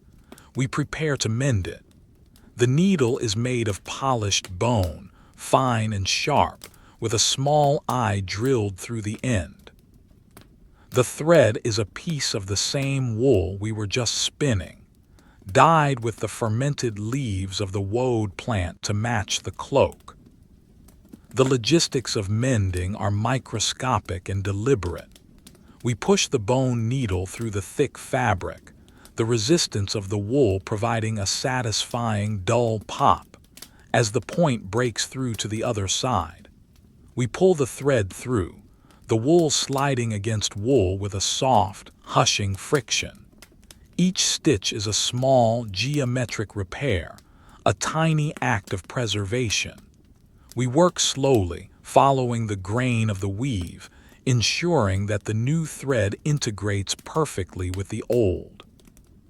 The light of the tallow lamp flickers, the wick needing to be pulled up slightly. We use a small iron pin to adjust it, the flame flaring up for a second before settling back into its steady, yellow glow. The smell of the burning tallow is different from the beeswax. It is earthier, more utilitarian, a reminder of the kitchen and the larder. It blends with the scent of the raw wool and the applewood fire, creating a dense, sensory environment that is uniquely interior. As we stitch, we think of the slate roof once more. The slates are like the stitches in this cloak, overlapping, interlocking, and providing a unified front against the elements. Each slate is an individual unit, but together they form a seamless armor. The snow on the roof is currently the filler between the slates, sealing any microscopic gaps and providing a secondary layer of insulation. The roof is not just a structure of stone. It is a living, breathing system that adjusts to the temperature and the weight of the night. The silence in the room is now so deep that the sound of the needle passing through the wool seems loud. Each pop of the fabric is a landmark in the stillness. We finish the mend, knotting the thread on the underside of the cloak with a slow, careful twist. We run our hand over the repair. The fabric is once again whole, the tear vanished into the texture of the green wool. There is a quiet satisfaction in this, the act of making something right, of reversing the decay of the world through a few minutes of boring, focused effort. We return the cloak to the stool and look back at the basket of wool. The ralags we created earlier are stacked neatly like small, white logs. The spindle, with its growing cop of yarn, sits silently on the floor. The work of the winter evening is progressing with the same inevitable slowness as the snowfall outside.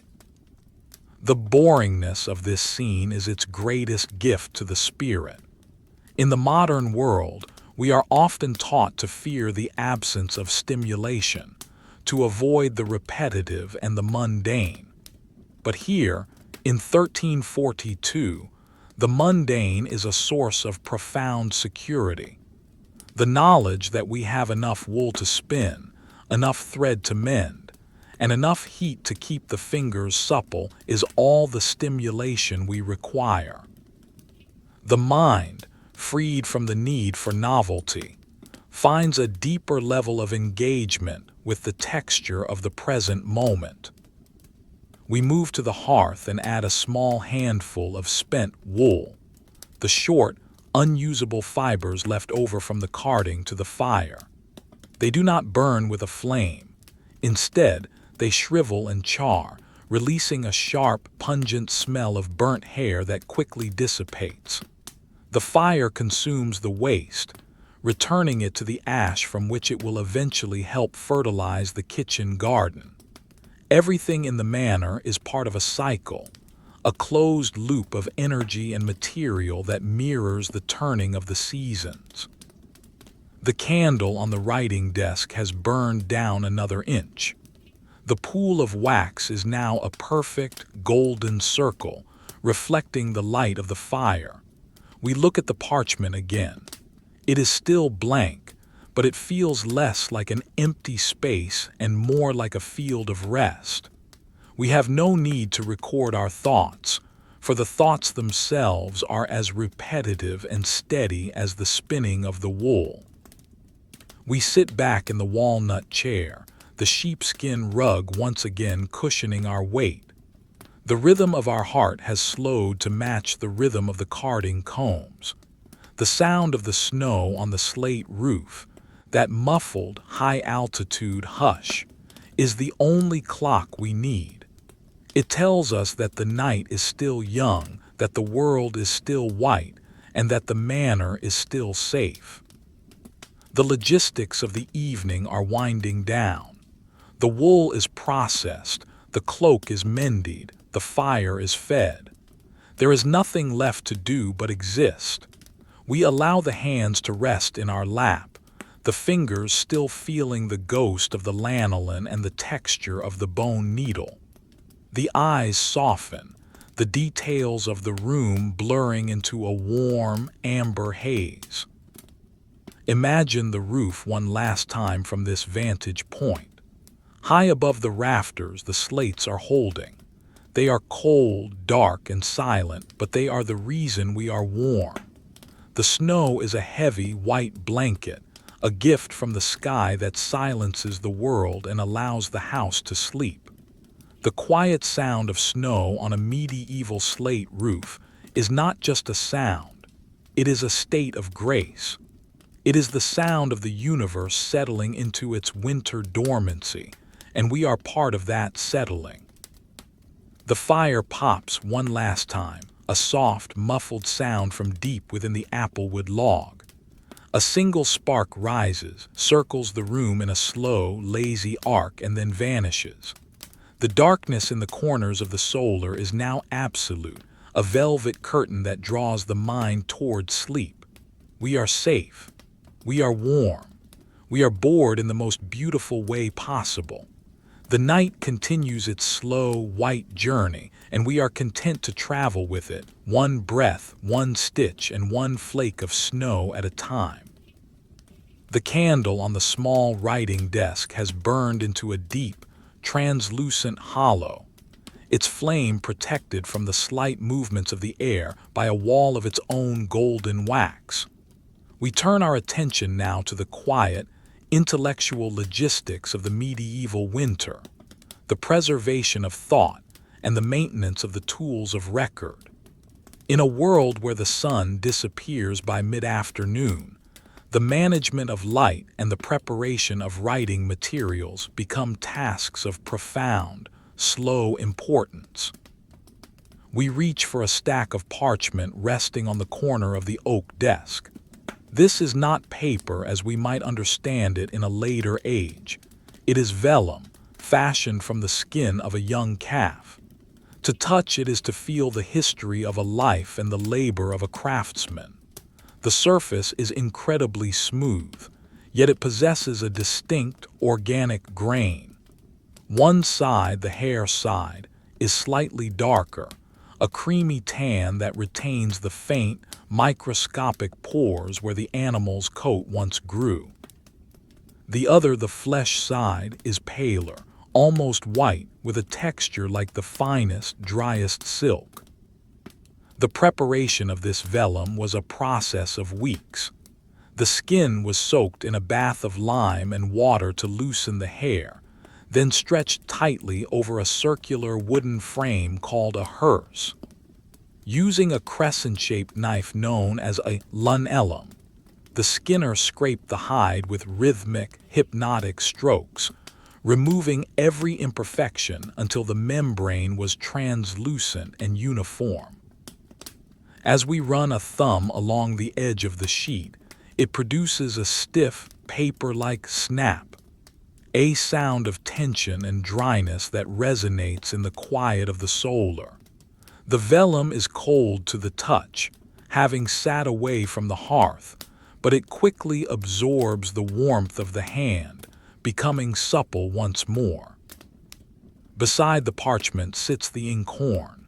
In this era, ink is not a simple fluid but a chemical marriage of the forest and the earth. We lift the lid of the small horn vessel, and the scent that emerges is sharp, metallic, and deeply earthy. This is iron gall ink. Its journey began in late summer with the collection of oak galls, small, spherical growths found on the twigs of oak trees, created when a specific type of wasp lays its eggs. These galls are rich in tannic acid. They were crushed into a fine powder, soaked in rainwater, and then combined with copperas or ferrous sulfate, a mineral salt gathered from the iron-rich soil of the marshes. As we look into the dark depths of the inkhorn, we see a liquid so black it seems to swallow the candlelight. It is a stable, permanent medium. When the quill carries this ink onto the vellum, it does not merely sit on the surface. The acid in the ink bites into the fibers of the skin, creating a bond that will last for 1,000 years. There is a deep, boring satisfaction in the permanence of this logistics. In a season where the world outside is shifting and melting, the tools of the scriptorium represent an unyielding stability. We take up a fresh goose quill, its barrel long and translucent. This quill has been tempered. The tip was plunged into hot sand to harden the keratin, making it as durable as a fine steel nib. We take a small penknife, its blade honed to a razor edge on a whetstone, and begin the slow, rhythmic task of sharpening the point. The sound of the knife against the quill is a tiny, delicate shave. Shave. Shave. Each microscopic sliver of the feather falls to the desk like a flake of dry snow. We carve the slit into the nib, a vertical cut that allows the ink to flow by capillary action. We test the tip against a thumbnail. It is sharp, precise, and ready. The logistics of writing in 1342 are not about speed. They are about the deliberate allocation of resources. Every stroke of the pen consumes a portion of the ink, a sliver of the quill, and a moment of the precious candlelight. We dip the pen into the horn. The sound is a soft, wet clink. We hold the quill over the desk for a moment, letting the excess ink drip back into the vessel. Then we place the tip against a scrap piece of vellum. The sound of the quill moving across the skin is the quintessential ASMR trigger of the medieval study. It is a dry, rhythmic scratch-scritch, a sound that carries the vibration of the hand directly into the wood of the desk. There is no resistance, only a smooth, flowing friction. As the ink leaves the pen, it appears a dark, watery gray. Only as it reacts with the oxygen in the room will it turn to that deep, indelible black. We draw a single, long line, watching the ink settle into the grain of the vellum. It is a boring act, yet it is mesmerizing, the visual evidence of a thought becoming a physical object. As we sit at the desk, the sound of the snow on the slate roof above becomes the backdrop to our work. From this seated position, the roof feels closer. The heavy oak rafters that support the slates are visible just above the tapestries. We can hear the structural logic of the house as clearly as we can hear the scratching of the pen. Every few minutes, there is a soft, muffled crump from above, not the sound of a slide, but the sound of the snow settling deeper into itself. The weight is increasing.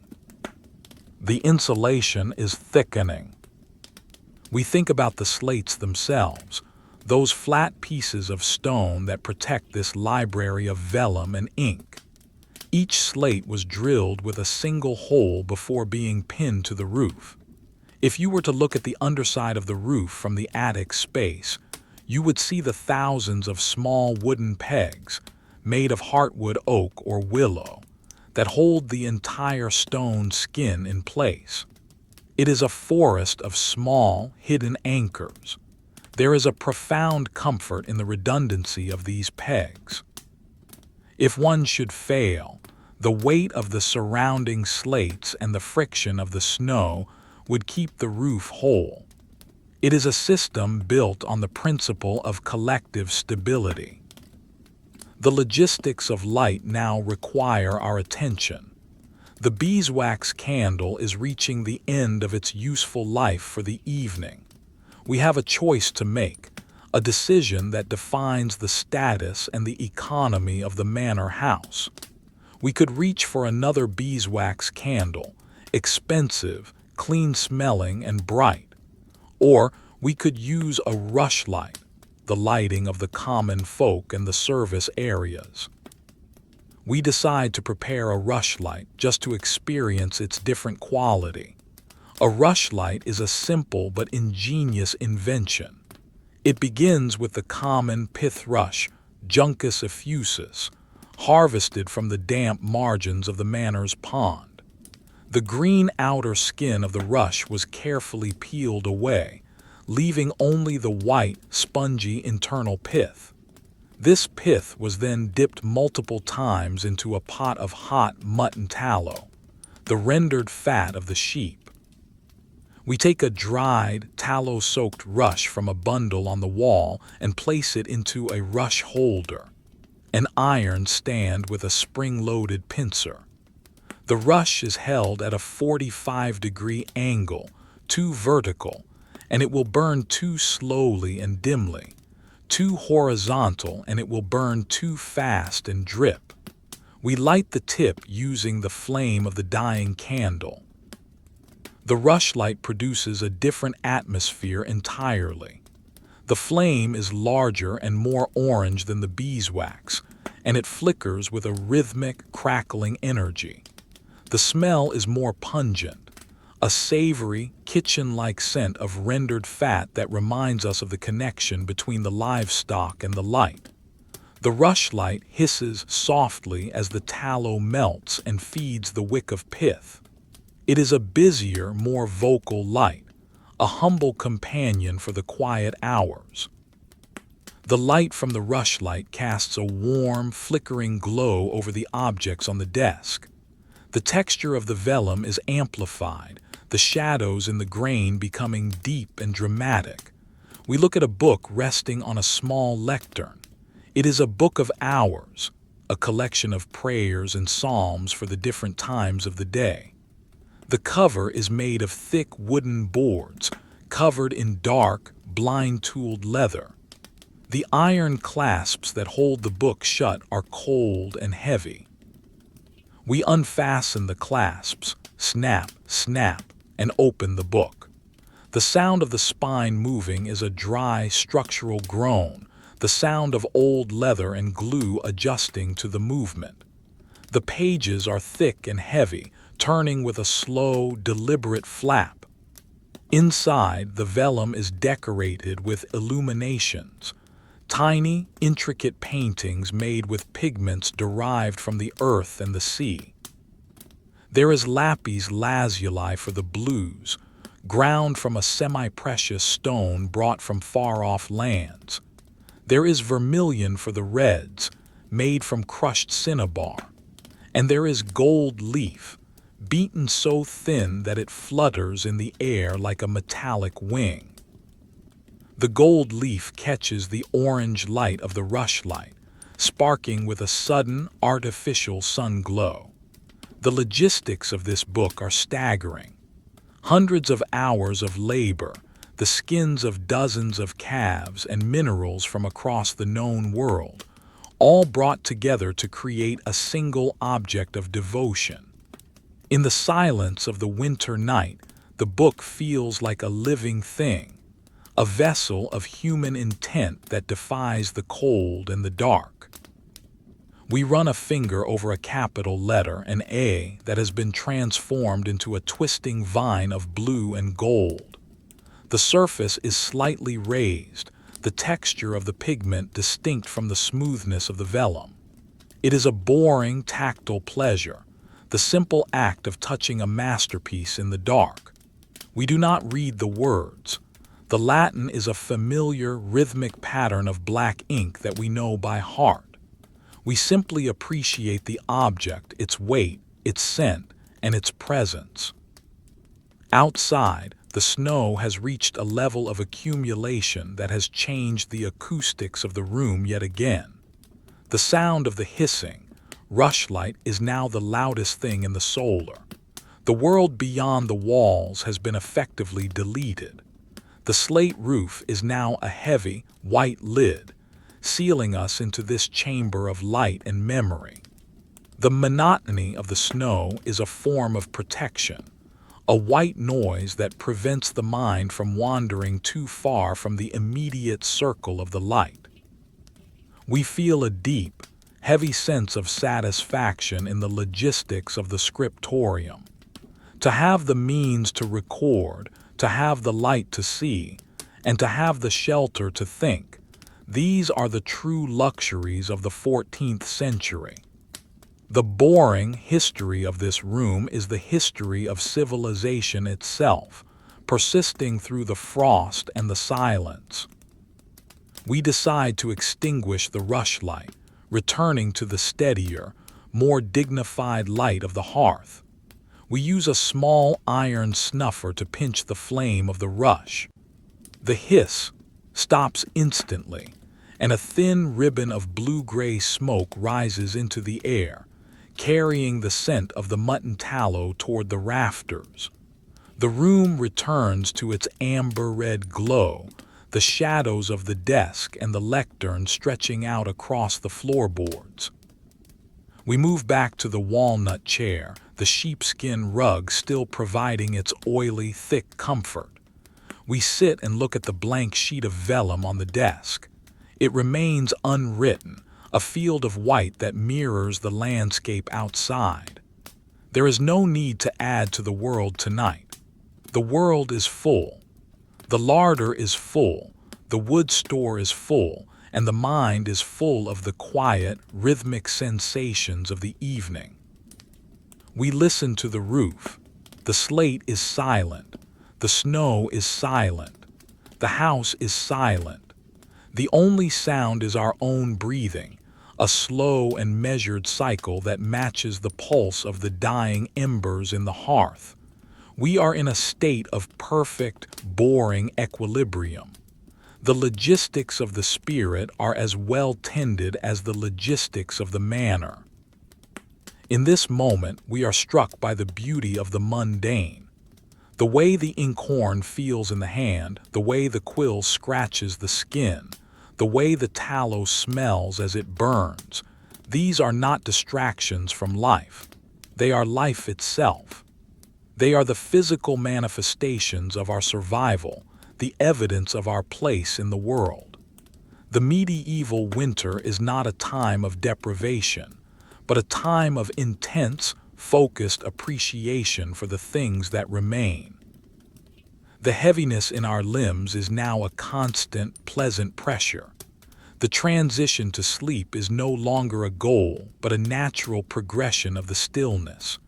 We look one last time at the window, where the frost ferns have now covered the entire pane of horn.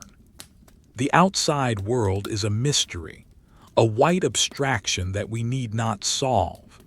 The only reality is the stone, the wood, the wool, and the quiet sound of the snow on the slate roof. We prepare to leave the desk, our movements slow and respectful of the silence. We close the book of hours, the leather boards meeting with a soft, final thud. We replace the quill in its holder and the lid on the inkhorn. The desk is once again a landscape of potential. We turn toward the bed, the rushes on the floor whispering under our feet. The night is deep, the peace is total, and the story of the winter continues its slow, silent, and beautiful unfolding.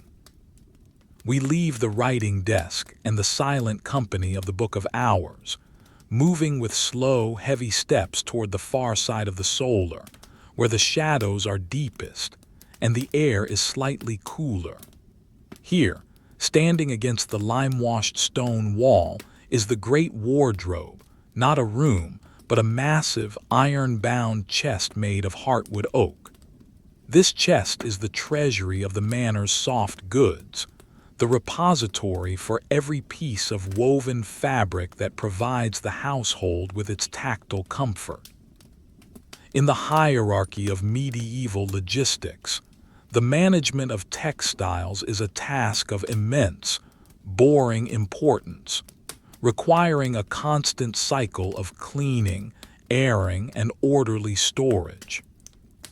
As we approach the chest, we carry the beeswax candle in its iron holder, the flame casting a long, flickering silhouette of our own form against the wall.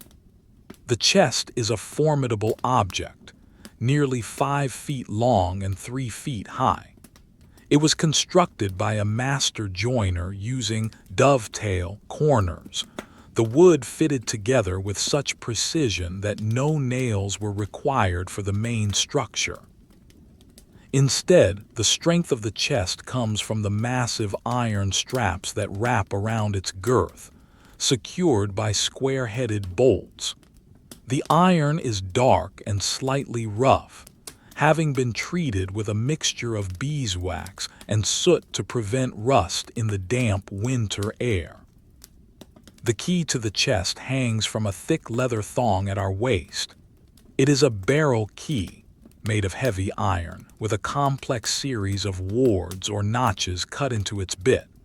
We insert the key into the lock, the cold metal meeting the cold metal with a sharp mechanical clank that resonates through the hollow space of the chest. Turning the key requires a deliberate effort of the wrist. We feel the internal mechanism, the springs and the bolt, moving with a slow, heavy thunk. This is the sound of security, a sound that has echoed in this room for decades. We lift the lid. The hinges, though well-oiled, produce a long, low-frequency groan as the massive oak plank rises. This sound is like the voice of the house itself, a slow, structural complaint that quickly settles back into silence. As the lid reaches its vertical position, it stays there, balanced by its own immense weight. The first thing that greets us is not a sound, but a scent, a dense, concentrated atmosphere of preservation. It is a mixture of dried lavender, santalina, and cedar chips, all used to ward off the microscopic appetites of the clothes moth. Beneath these herbal notes is the deeper, base scent of the textiles themselves, the dry, grassy smell of linen and the heavy, oily musk of undyed wool. We reach into the chest and begin the slow, rhythmic process of an evening inventory. This is a task of boring meditation, a way of confirming the abundance of the manor, while the world outside is buried in white. The first layer consists of the fine linens, the tablecloths and napkins used in the Great Hall during feast days. These are made of diaper cloth, a specific type of weave that creates a subtle, diamond-shaped pattern in the fabric. We lift a heavy tablecloth, the fabric cool and stiff in our hands.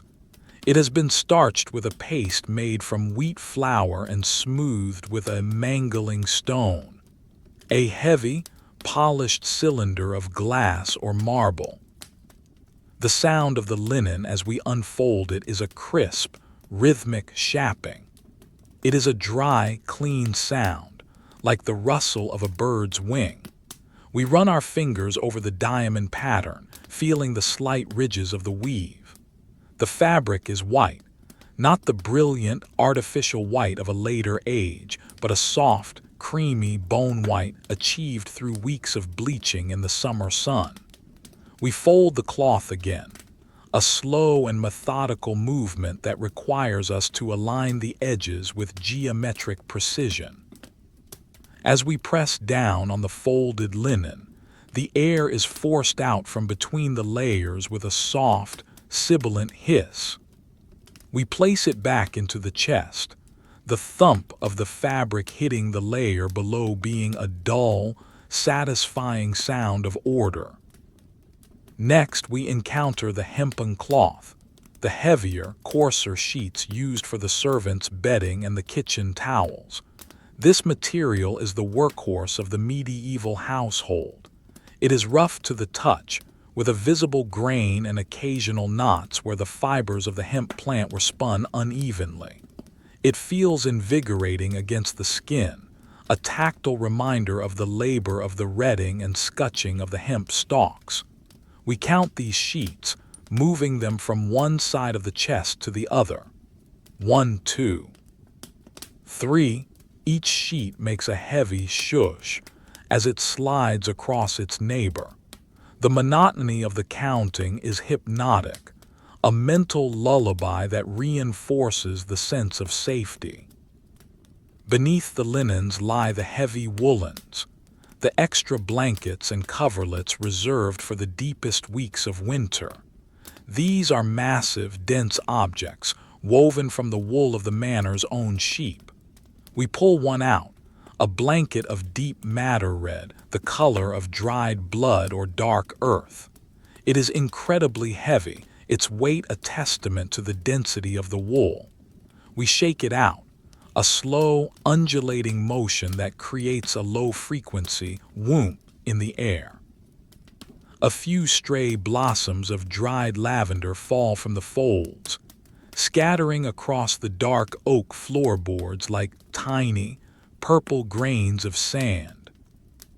We inspect the weave of the red blanket. It is a twill weave, characterized by diagonal ridges that give the fabric a structural strength and a superior ability to trap air. We run a palm over the surface, feeling the nap, the fuzzy, raised fibers that have been brushed with the dried heads of the teasel plant. This nap is what makes the wool so soft and so warm. The texture is a landscape of microscopic hills and valleys, a fuzzy forest of sheep's hair that defies the cold. We fold the blanket into a thick square, the wool resisting the movement with a soft, springy tension. When we place it back into the chest, it occupies a significant volume, a mountain of warmth that is ready to be deployed at a moment's notice. The logistics of the wardrobe are a microcosm of the logistics of the manor. Everything is categorized, protected, and accounted for. There is a deep, boring pleasure in the realization that nothing is missing, that the moths have been kept at bay, and that the linens are dry and sweet-smelling. This is the foundation of the cozy life, the knowledge that the physical environment is under control. We look up from the chest toward the slate roof above. The sound of the snow has become so faint that it is almost entirely a matter of imagination. The layer of snow on the slates is now likely several inches thick, acting as a profound acoustic and thermal buffer. The house has become a silent vault, and we are at its center. We can no longer hear the individual ticks of the snow, nor the slith hush of the slides. There is only a vast, heavy white silence that presses in on the stone walls from all sides. We return to the chest and find a small, wooden box tucked into a corner. We lift the lid of the box and the scent of cedar becomes more intense. Inside are the furs, the trimmings for hoods and the linings for winter tunics.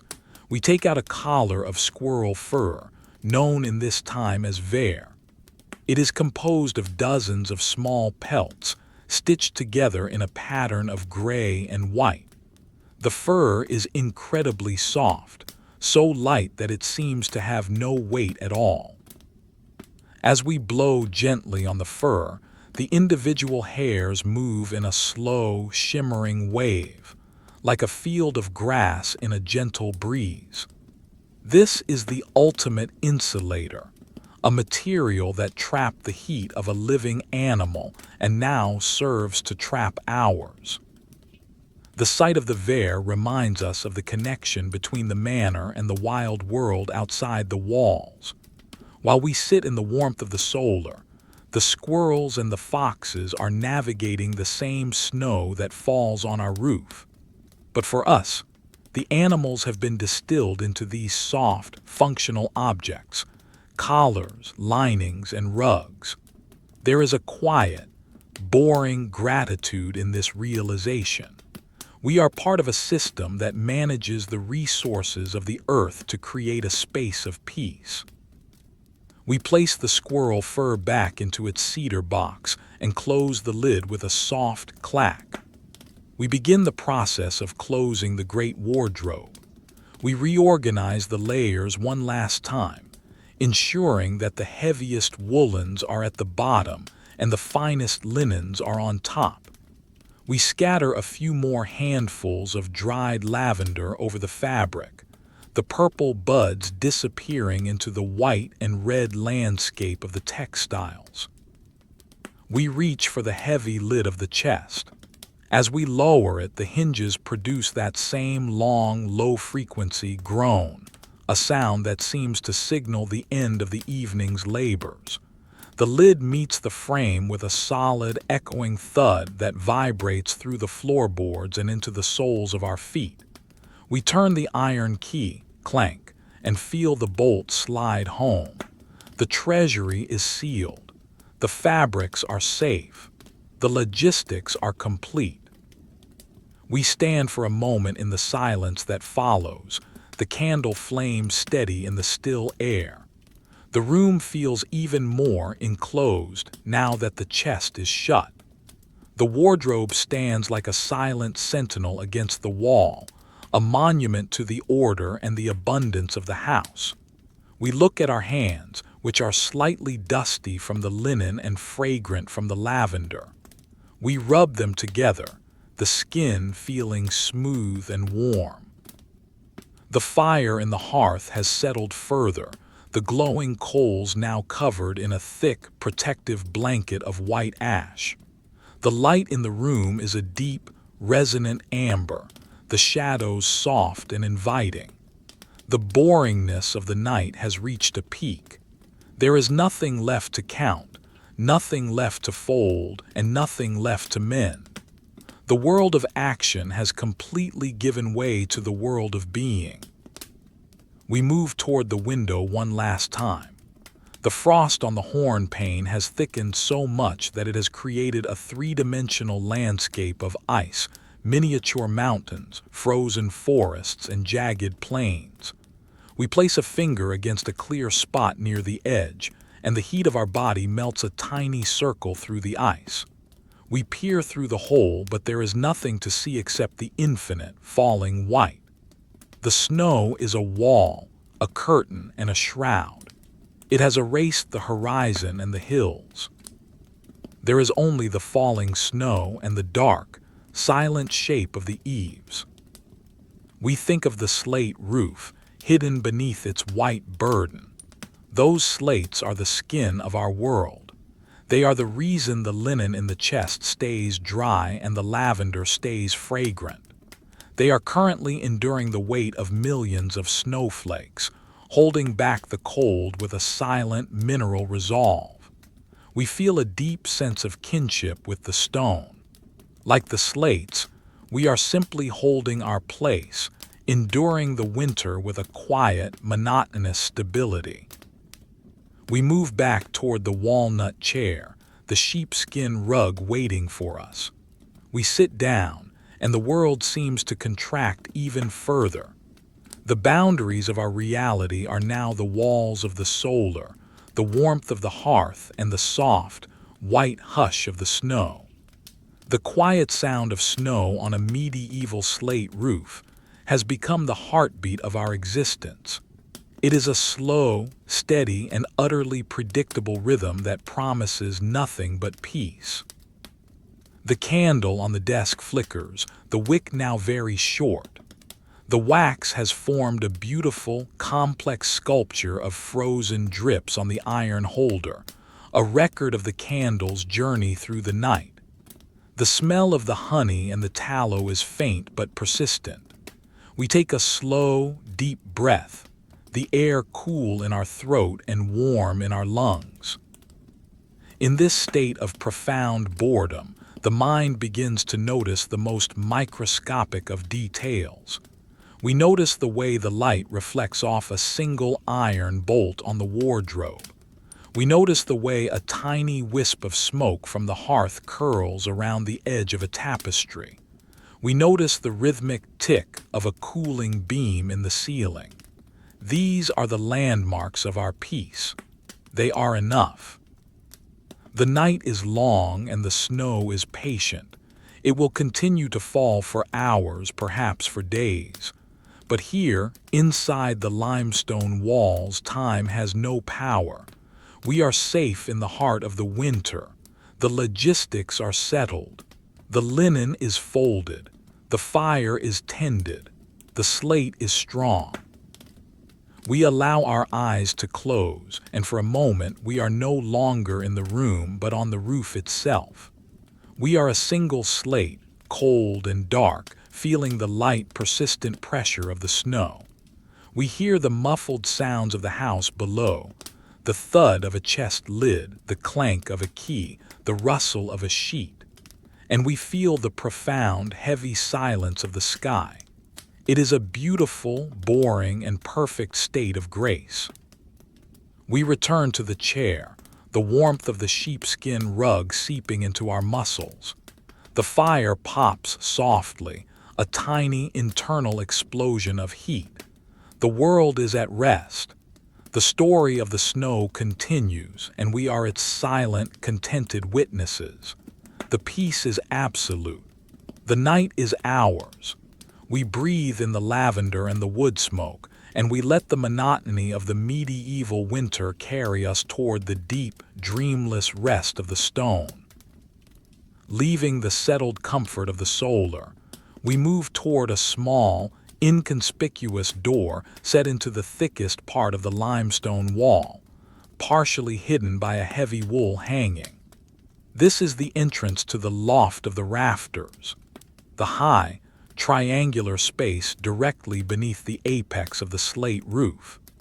To enter this space is to move into the very skeleton of the manor house, the place where the architectural logistics of the medieval winter are most visible and most audible. As we open the door, which is smaller and more utilitarian than the others, we are greeted by a gust of air that is notably colder and drier than the air of the inhabited rooms. It is the breath of the stone and the timber, unmediated by the warmth of the hearth. The stairs leading upward are narrow and steep, carved into the masonry of the chimney stack. They are dusty, the fine gray powder of pulverized limestone settling into the crevices of the stone. Each step is a slow, vertical effort. The candle in our hand flickers more aggressively here, for the attic space is not as airtight as the rooms below. The draft carries the scent of ancient dust, a dry, neutral smell that is not unpleasant, but rather suggests a profound, undisturbed passage of time. It is the scent of things that have been forgotten by the world of the sun. We emerge into the loft. The space is a vast, shadowed forest of oak. Above us, the massive tie beams stretch across the width of the house, held aloft by king posts that rise like the trunks of great trees toward the ridgepiece far above. These beams are squared by the handadds, the marks of the blade still visible in the grain as a series of shallow, rhythmic scallops. To touch the wood here is to feel the raw power of the medieval forest. The oak is iron-hard, the surface having polymerized over a century of exposure to the dry, cold air of the attic. We move slowly across the floor of the loft, which is composed of wide, unfinished planks of elm. The wood creaks under our weight, a slow, low-frequency protest that sounds like a ship's hull in a gentle sea. The sound is muffled by the thick layer of dust that blankets the floor, a soft, gray carpet that records our every footstep with clinical precision. We hold the candle high, the light struggling to reach the furthest corners of the rafters. In the shadows, we see the purloins and common rafters, the smaller ribs of the roof that support the laths. The laths are thin strips of split oak, nailed horizontally across the rafters. And it is here, looking up at the underside of the roof, that we see the true genius of the medieval slate worker. Each slate is held in place by a single wooden peg, driven through a drilled hole in the stone and hooked over the top of the lath. From this vantage point, we can see thousands of these pegs, small, dark stubs of oak or willow, standing like a silent army in the gloom. They are the only things standing between the interior of the house and the weight of the winter. Between the slates and the laths, the torging is visible. This is a traditional mortar made of lime, sand, and animal hair, usually the coarse white hair of a goat or the mane of a horse. The torging was applied by hand to the underside of the slates to prevent the wind from driving snow up between the overlaps. We run a finger over a ridge of this ancient mortar. It is cold and incredibly hard, the hair within it providing a structural reinforcement that has prevented the lime from cracking over the decades. The texture is rough and gritty, a mineral skin that seals the roof against the elements. This is the most intimate encounter we can have with the sound of the snow. In the rooms below, the snow is a distant hush, filtered through ceilings and tapestries. But here in the loft, the snow is only an inch away, separated from us by nothing but a layer of stone and a film of mortar. We stand perfectly still, extinguishing the sound of our own breathing. The sound is a tiny, persistent tick-tick-tick. It is the sound of millions of microscopic ice crystals making contact with the upper surface of the slate. Because the attic is unheated, the slates are at the same temperature as the exterior air. There is no melting here. Each flake remains a solid, crystalline structure as it lands. The sound is dry, sharp, and incredibly delicate. It is like the sound of 1,000 tiny needles falling onto a drum made of stone. Occasionally, we hear a different sound, a soft, muffled thump hiss. This is the sound of a small pocket of air between the slates being compressed by the increasing weight of the snow above. The weight is now a factor of the house's structural reality. We look at a primary tie beam, a piece of timber some 20 feet long and 18 inches thick. Under the weight of the snow and the contraction of the cold, the beam is under immense tension. Every few minutes, it lets out a deep, resonant groan, a sound so low frequency that you feel it in your chest before you hear it in your ears. It is the sound of the oak leaning into its burden, a slow, geological adjustment that has been happening for 100 years. In the corners of the loft, we see the storage of the centuries. These are the objects that the manor has outgrown but cannot bring itself to discard. There is a broken spinning wheel, its spindle bent and its wool bowl filled with dust. There are several large wicker baskets, their weaves loosening with age, smelling of dried willow and old harvests. There is a heavy wooden trunk, its iron lock plate rusted into a permanent orange seal. Inside, perhaps, are the tapestries of a previous lord, their colors faded, their threads brittle. We move toward the trunk and run a hand over the lid. The dust is so thick it feels like velvet. We do not attempt to open it. The logistics of this space are about preservation, not activation. The trunk and the spinning wheel are part of the attic's thermal mass, part of its history, and part of its silence. They are boring objects, stripped of their utility, existing now only as monuments to the mundane. The air in the loft is perfectly still, yet it feels active.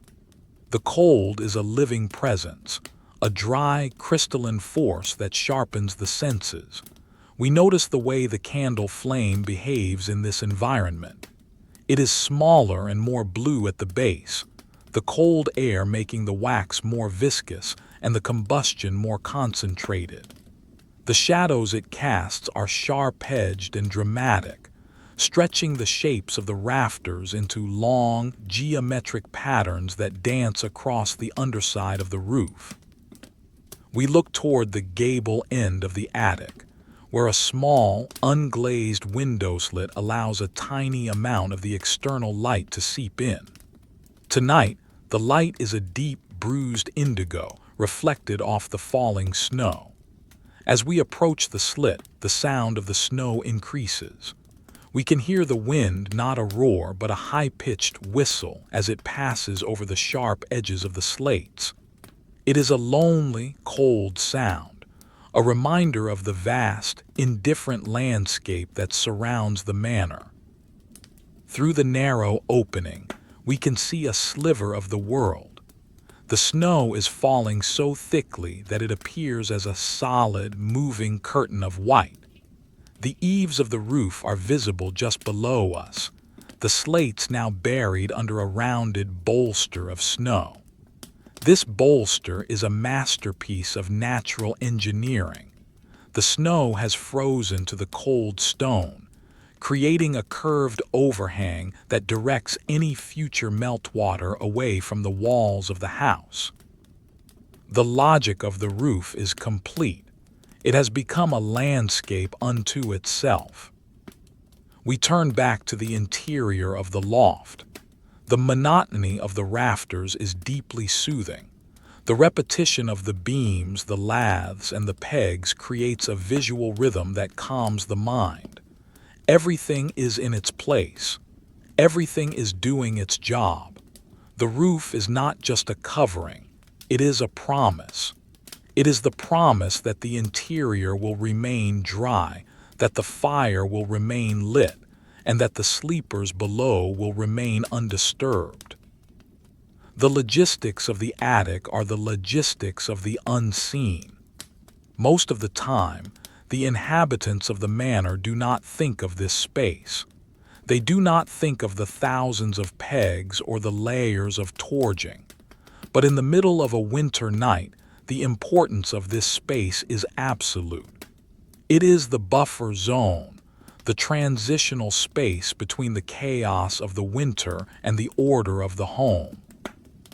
We find a small wooden bench near the stairs, likely used by the roof mender during his summer inspections. We sit for a moment, the wood cold and hard beneath us. The silence of the loft is different from the silence of the solar. In the solar, the silence is warm and fragrant. Here, the silence is cold and thin. It is a silence that feels like it has been filtered through 1,000 years of stone. As we sit, we listen to the heartbeat of the house. Beyond the tick-tick of the snow and the groan of the beams, there is a very faint, distant sound rising from below. It is the sound of the house breathing. We can hear the muffled thump of the great hall's logs as they settle in the ash. We can hear the soft, rhythmic rustle of the wool curtains in the solar. We can hear the structural sigh of the limestone walls as they contract in the frost. The house is a living organism, and we are sitting in its skull, listening to its thoughts. The boringness of the attic is its greatest virtue. There is nothing to distract us here. No tapestries, no fires, no books, no wool. There is only the wood, the stone, the dust, and the snow. In this environment, the mind is forced to slow down, to match the pace of the timber and the stone. We find ourselves focusing on the most microscopic details.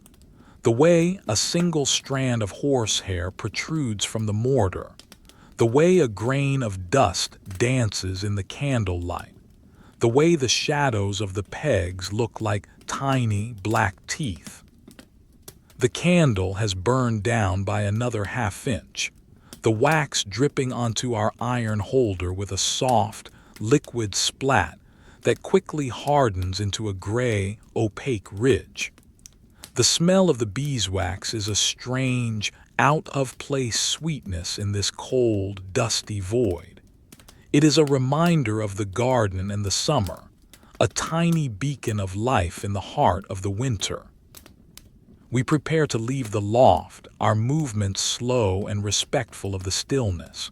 We stand and take one last look at the forest of oak.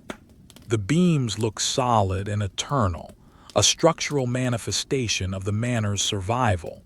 We think of the men who hauled these timbers into place, the carpenters who shaped them with the adze, and the slate workers who pinned the stone to the laths. Their labor is the reason we are safe tonight. The logistics of the past are the security of the present. We descend the narrow stairs, our hand following the curve of the dusty limestone wall. With each step, the air becomes slightly warmer, slightly more fragrant. The thin silence of the attic is replaced by the thick silence of the inhabited house. We reach the door to the solar and step through, closing it with a soft, final click. The transition is startling. The solar feels like a tropical garden after the cold of the loft. The scent of the applewood and the lavender is overwhelming, a sensory explosion of comfort. The fire in the hearth is a glowing, red heart, radiating a heat that feels like a physical blessing. We return to our walnut chair, the sheepskin rug feeling softer and warmer than ever before. We sit and look up at the ceiling. Now we know what is on the other side of those beams. We know the forest of oak, the thousands of pegs, the layers of mortar, and the dry, gray dust. We know the tick-tick of the snow as it hits the slate just inches away. This knowledge makes the peace of the solar even deeper. The roof is no longer a mystery. It is a known and trusted shield. The quiet sound of snow on a medieval slate roof has become a multi-dimensional experience. It is the sound of the impact on the stone, the tension in the beams, the insulation of the white layer, and the structural integrity of the pegs. It is a masterpiece of medieval logistics, a boring and beautiful system that allows us to dream while the world freezes. The night is advancing toward its deepest point. The snow continues its silent, relentless descent, burying the world in a sea of white. But inside the manor, under the protection of the slate and the oak, the peace is absolute. We breathe in the warm air, the scent of the fire and the wool, and we let the monotony of the night carry us toward the end of our journey. The house is ready. The roof is holding. The rest is silent. The deep, quiet hours of the medieval night have finally arrived, those moments that exist between the second cockcrow and the first blue light of a winter dawn. We are back in the solar, sitting in the high-backed walnut chair, and the room has reached its maximum state of atmospheric density. The air is perfectly still, a warm, fragrant soup of applewood smoke, beeswax, and the oily scent of the sheepskin rug. The external world, the hills of the Cotswolds, the village below, and the winding river, has been entirely erased by the snow. There is no horizon, no landscape, only the vertical descent of white crystals and the solid, unyielding reality of the manor house. We turn our attention to the final logistical task of the evening, perhaps the most important one for ensuring the continuity of the household's warmth: the banking of the fire. In 1342, fire is not something that is easily started from scratch in the morning.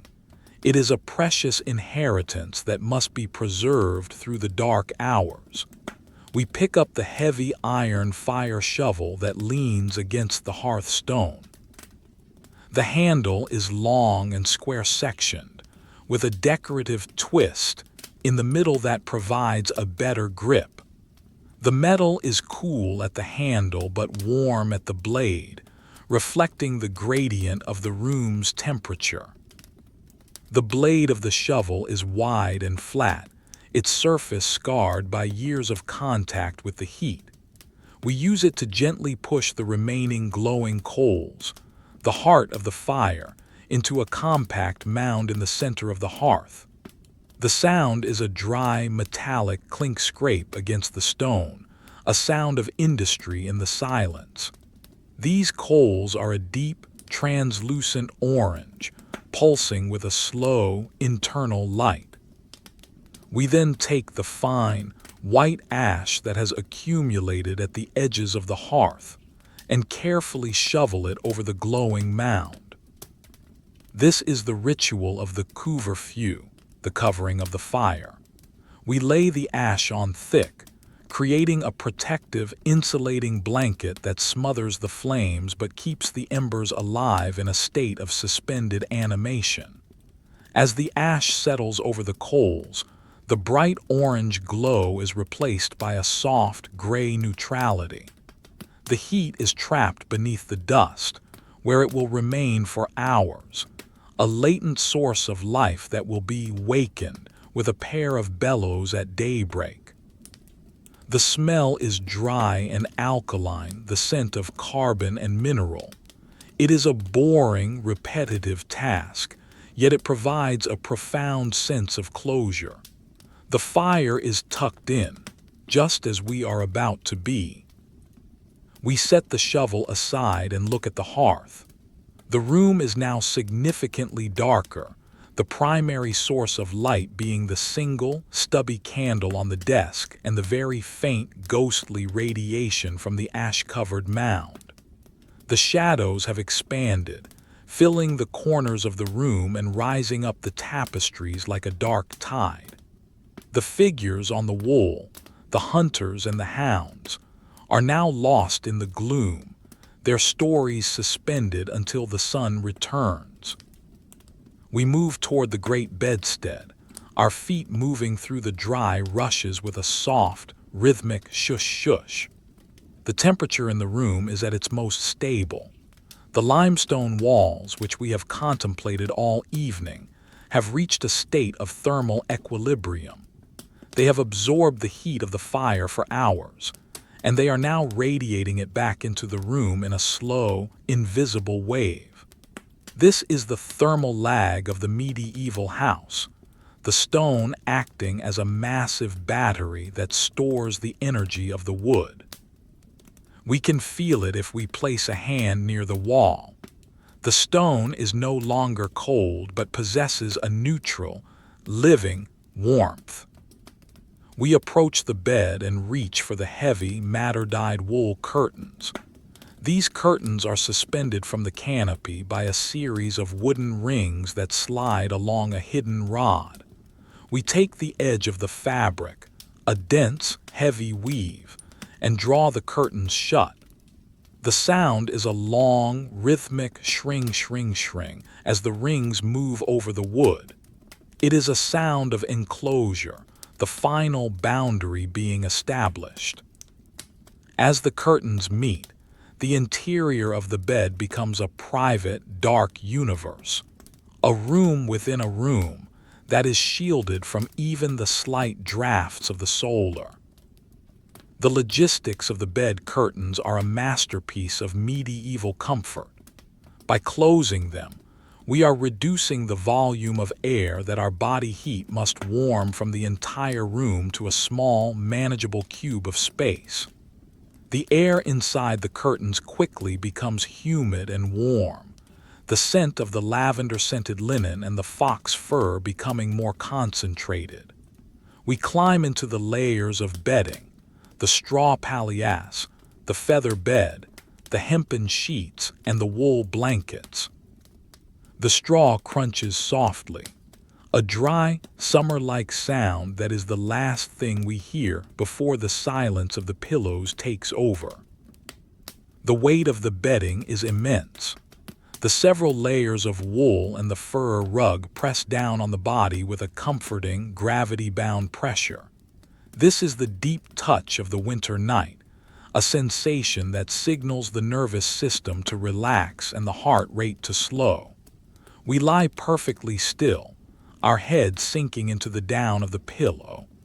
The linen of the pillowcase is cool against the cheek, a crisp, clean texture that gradually warms to our own temperature. In the absolute darkness of the bed, our hearing becomes even more acute. We listen for the sound of the snow on the slate roof, but the sound has changed for the final time.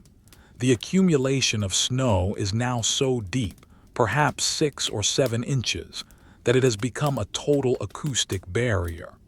The tick-tick of the flakes and the hiss of the slides are gone.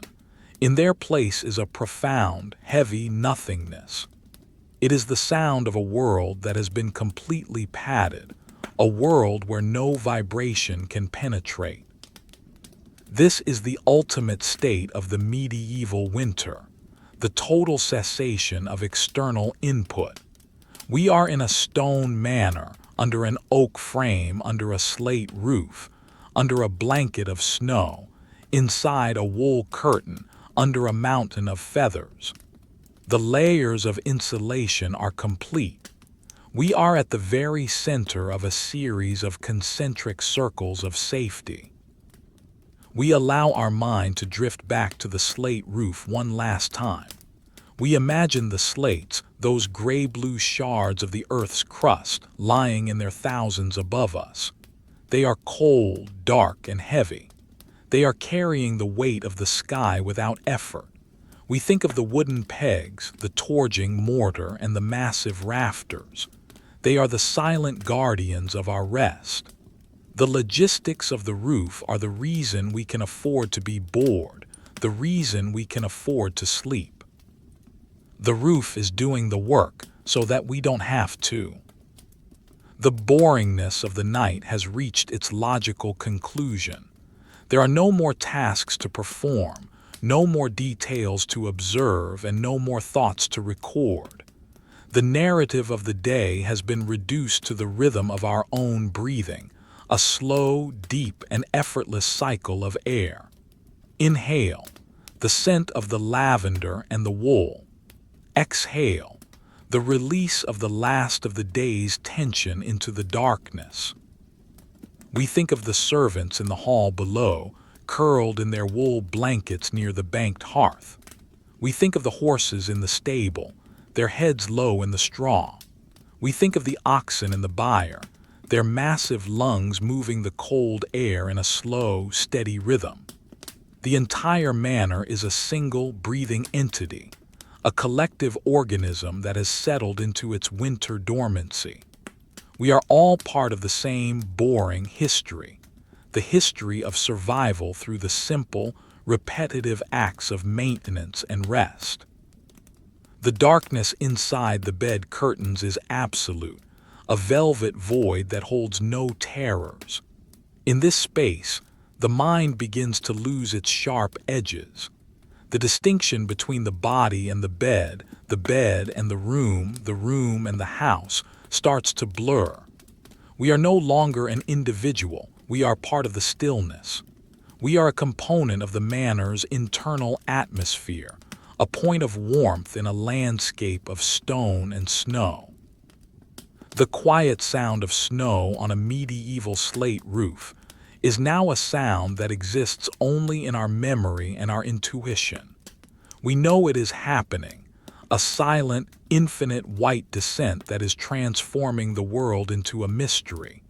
But for us, the mystery is solved. The solution is the stone, the wood, and the wool. The solution is the boring reality of having enough. As we drift toward the final threshold of sleep, we feel a deep, heavy gratitude for the monotony of the night. We are grateful for the weight of the blankets, the smell of the ash-covered fire, and the solid, unchanging presence of the slate roof.